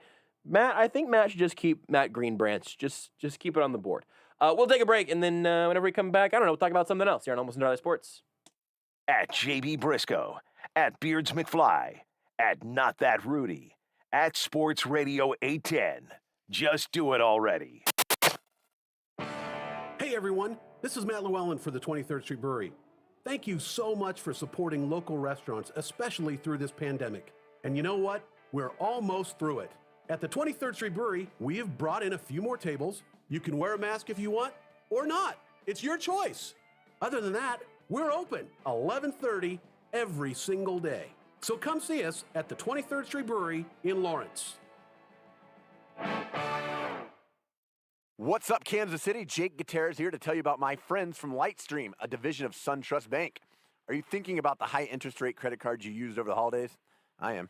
When it comes to refinancing your credit cards, you've got options. But only Lightstream was ranked #1 by J.D. Power for customer satisfaction with personal loans. Lightstream's credit card consolidation loans start at just 5.95% APR with auto pay and excellent credit.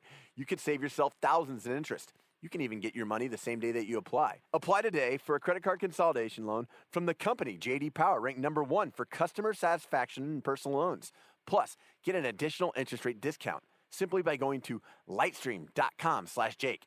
It's LIGHTSTREAM.com/Jake. Subject to credit approval. Rates range from 5.95% APR to 19.99% APR. Include 0.50% auto pay discount. Lowest rates require excellent credit. Terms and conditions apply. Offers are subject to change without notice. Visit lightstream.com/Jake for more information.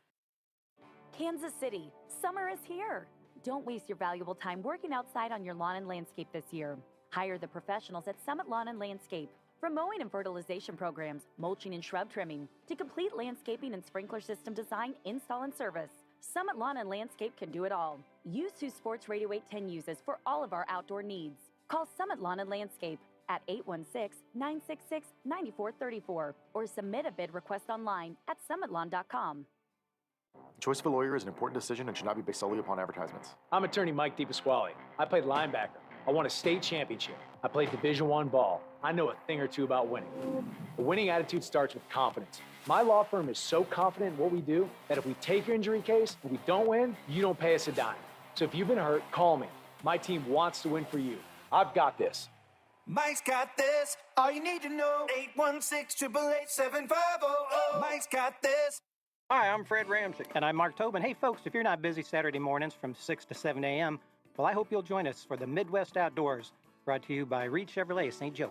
Join us and our expert guests, and we'll be talking about hunting and fishing, dog training. We'll give you tips, pass along stories, and most important, share some laughs along the way. That's right. We cover it all, from crappie to waterfowl, and we'll tell you how to cook it, too. The Midwest Outdoors, brought to you by Reed Chevrolet, Saturday morning, 6 a.m. to 7 a.m., right here on Sports Radio 810 WHB. Harry's Razors just came out with their sharpest blades ever. But unlike other razor companies, they're not charging you more. Harry's new sharper blades are still as low as $2 each. You heard me right, just $2. How do they do it? Harry's owns a German factory that's been honing razor blades for 100 years. They source their steel from Sweden and own the entire manufacturing process, from research and development to the factory floor. It allows them to keep the prices lower. How confident are they? A 100% quality guarantee. You'll see it at harrys.com. Blades are even delivered directly to you. No getting unmasked and standing in line. They're delivered straight to your door, with or without a subscription. And right now, Harry's has a great offer for my listeners. New customers get $5 off a Harry's trial set when you use the promo code PETRO, P-E-T-R-O, at harrys.com. That's a 5-blade razor, weighted handle, foaming shave gel, and travel cover, all for just $3, plus free shipping. That's razor, weighted handle, foaming shave gel, and travel cover, all for $3, shipped to you for free. Only at harrys.com, only with promo code PETRO. This is Almost Entirely Sports with Joshua Brisco. Beards, hashtag give Josh the meats. Oh, boy. On Sports Radio 810 WHB. Saw a tweet that our friend Tom Martin just retweeted, an old tweet from 2014 by John Boyce. He tweeted, "Why watch overtime playoff hockey when you can simply snort cocaine and ride a motorcycle out of a helicopter?" Did you say a motorcycle? Sure. Did you mean to say motorcycle? No, but I think a motorcycle is what's currently in the studio with you, making that noise. There's nothing more. Rudy is currently watching playoff hockey. On edge than playoff overtime hockey. Because it's one goal, sudden death, it's chaos, it's fast paced. It's hard to watch if you're involved in it. Great to watch if you're not. Because your Avs were up 2-0. Yeah. And then it was 2-2. Very quickly. And now they're going to overtime. Yeah. Were both of those goals in the third period? Yeah, started the third period in about a 4-minute span of each other. Just two very poorly timed, just bad turnovers that just led to Golden Knights players just one-on-one with the goalkeeper, and didn't work out so well for them. And then they just couldn't really get anything going offensively. It was a bad third period. So we'll see what happens. Here's something that happens. Yankees pitcher Garrett Cole had a press conference today. I'm not going to tell you anything else. I think, well, you know what I will tell you? Well, I'm going to give you a little bit of context. Because the question the reporter, I think, uses the brand name of what is essentially a sticky tack, sort of pine tar sort of thing that the pitchers across the league seem to be using at an increasingly high clip. There was an SI story about it a week or so ago. And honestly, whenever we talk about like pitchers being too good for hitters and hitting being impossible right now, if Major League Baseball cracked down on that a little bit, it might actually level up the playing field a little bit. And Garrett Cole was asked a question that you'll hear in this audio, and he had a response. Have you ever used spider tack while pitching? I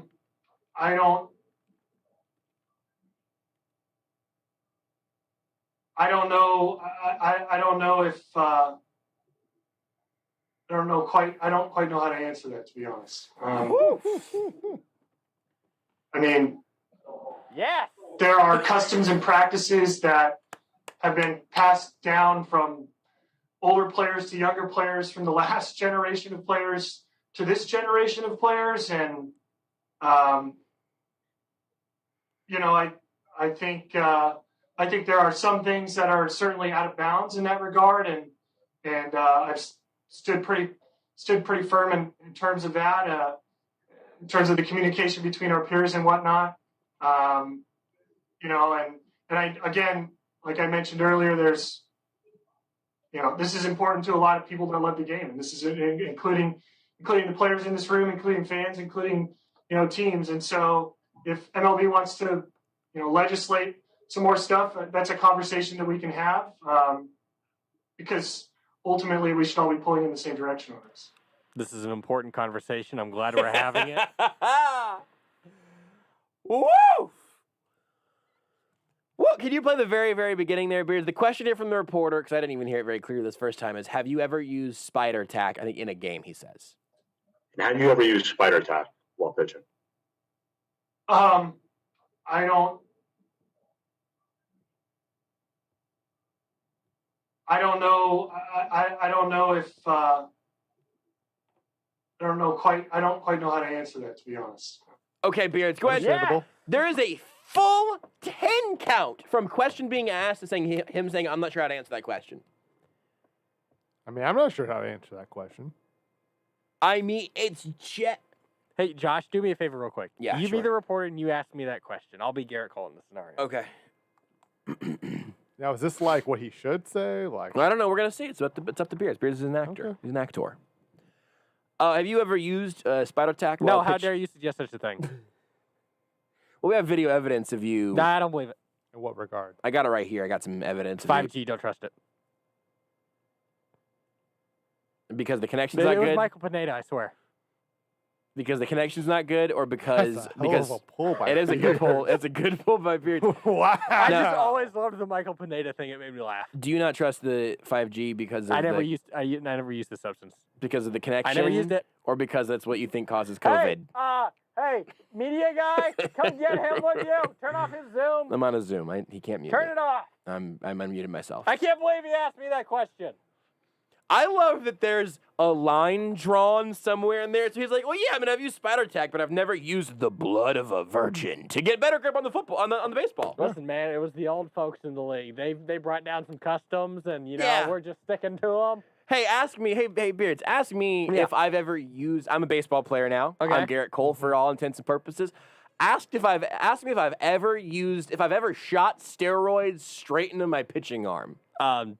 So Garrett, have you ever used steroids in your pitching arm?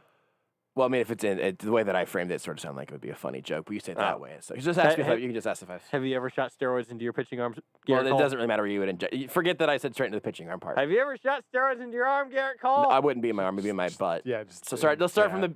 Hey, Beards, you want whatever fatty, way feels. You want a fatty part of the body. Whatever feels natural, Beards. Ask me, Garrett Cole, if I've ever used steroids. Hey, Garrett Cole, you ever used steroids? Well. That sounds like a yes to me. I'm writing that down. So I'm tweeting that out. some of the greatest baseball players of our time. Barry Bonds was an incredible player, and he was a player in the sport of baseball. And what exactly did he do? No one's really totally sure. And obviously, there's a society, Garrett Cole. We live in a society, and I'm not going to say that I'm going to attach. There's clearly a line. Like I wouldn't attach a baseball to a bottle rocket and then light it behind the mound and then throw Garrett that. Cole, have you ever attached a bottle rocket behind the mound and shot it off at an opposing player? I'm not going to say that I know everything that's ever happened in a dugout. And I don't know that I've ever. Maybe there's even been a time or two, or maybe I've, put on the wrong person's hat and it's just had some spider tack right there, and maybe I've used it, and maybe I've loved the way that it works on a baseball, and I love the way that it feels, and it makes me a better pitcher, and it makes me a more confident man. The spider tack, maybe that's happened. It'd be really hard for me to say one way or the other, though. I don't know. I don't know if. I don't quite know how to answer that, to be honest. The answer is yes. Beards, keep that audio clip right there really quick. Uh-huh. I'm just going to point at you. I want you to play it again. Okay. So you guys thinking about getting married soon? I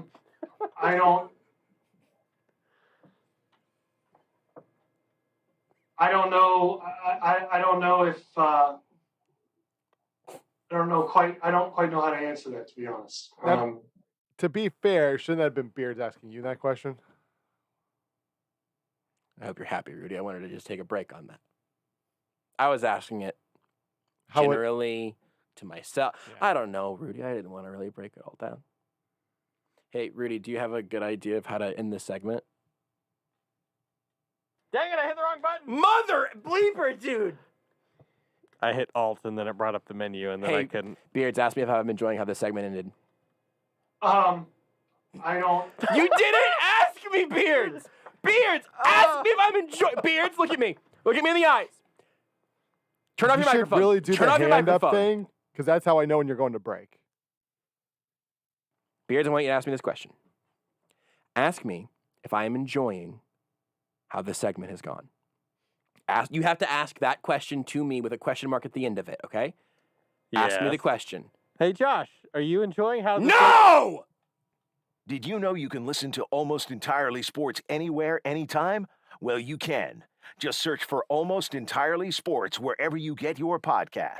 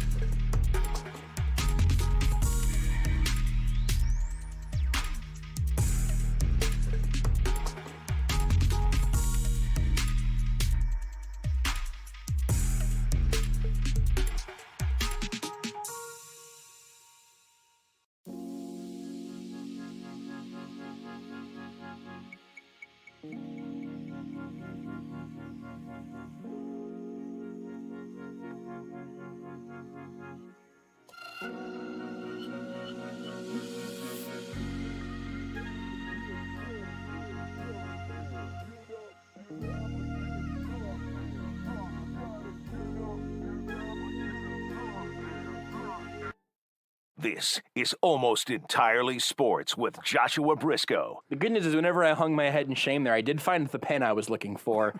It had fallen into my lap. So that's a pretty big victory for all of us. On Sports Radio 810 WHB. Beards, how quickly can you get that Brett Veach line that we were discussing during the break? Quickly. Don't play it right away. Here's what I want to lay out here, is that Beard said he told Rudy and I during the break. This show's better during the break than it is during the segments. He told us that he had to just grab a liner because he forgot about it until like 30 seconds left. And so I wanted Rudy and I to guess which one it was going to be. And we both thought it was going. You don't have to play the full liner, Beards. If you can just isolate. I've got it perfect. We both thought it was going to be the shortest liner we had, which is Brett Veach making kind of a burping sound. Beards, don't play it yet. Make the sound yourself. Play it. Yeah, he hasn't nailed. Now, Veach, then you, Beards. No, that's not as good. That wasn't as good. Take another pass at it. I'm losing it now. You're drying out. I'm losing it. It's sort of a wet. Play it. Why'd you play it twice? I don't even remember. It was from like a draft press conference like a full year ago. I don't know. Hey, if you like this show, make sure you subscribe wherever you get your podcast. Tell somebody else about it. Why don't you make that your homework for the day? And we'll do it again tomorrow night. Also 8:30. I got baseball tonight at 7:30. Blame baseball. And then we're on from 8:30 to 11 tomorrow as well. Also, have a real treat for you on tomorrow's show. But if you want to know what it is, you have to be there for that. Until then, bye, Mom. You're listening to Almost Entirely Sports with Joshua Brisco on Sports Radio 810 WHB.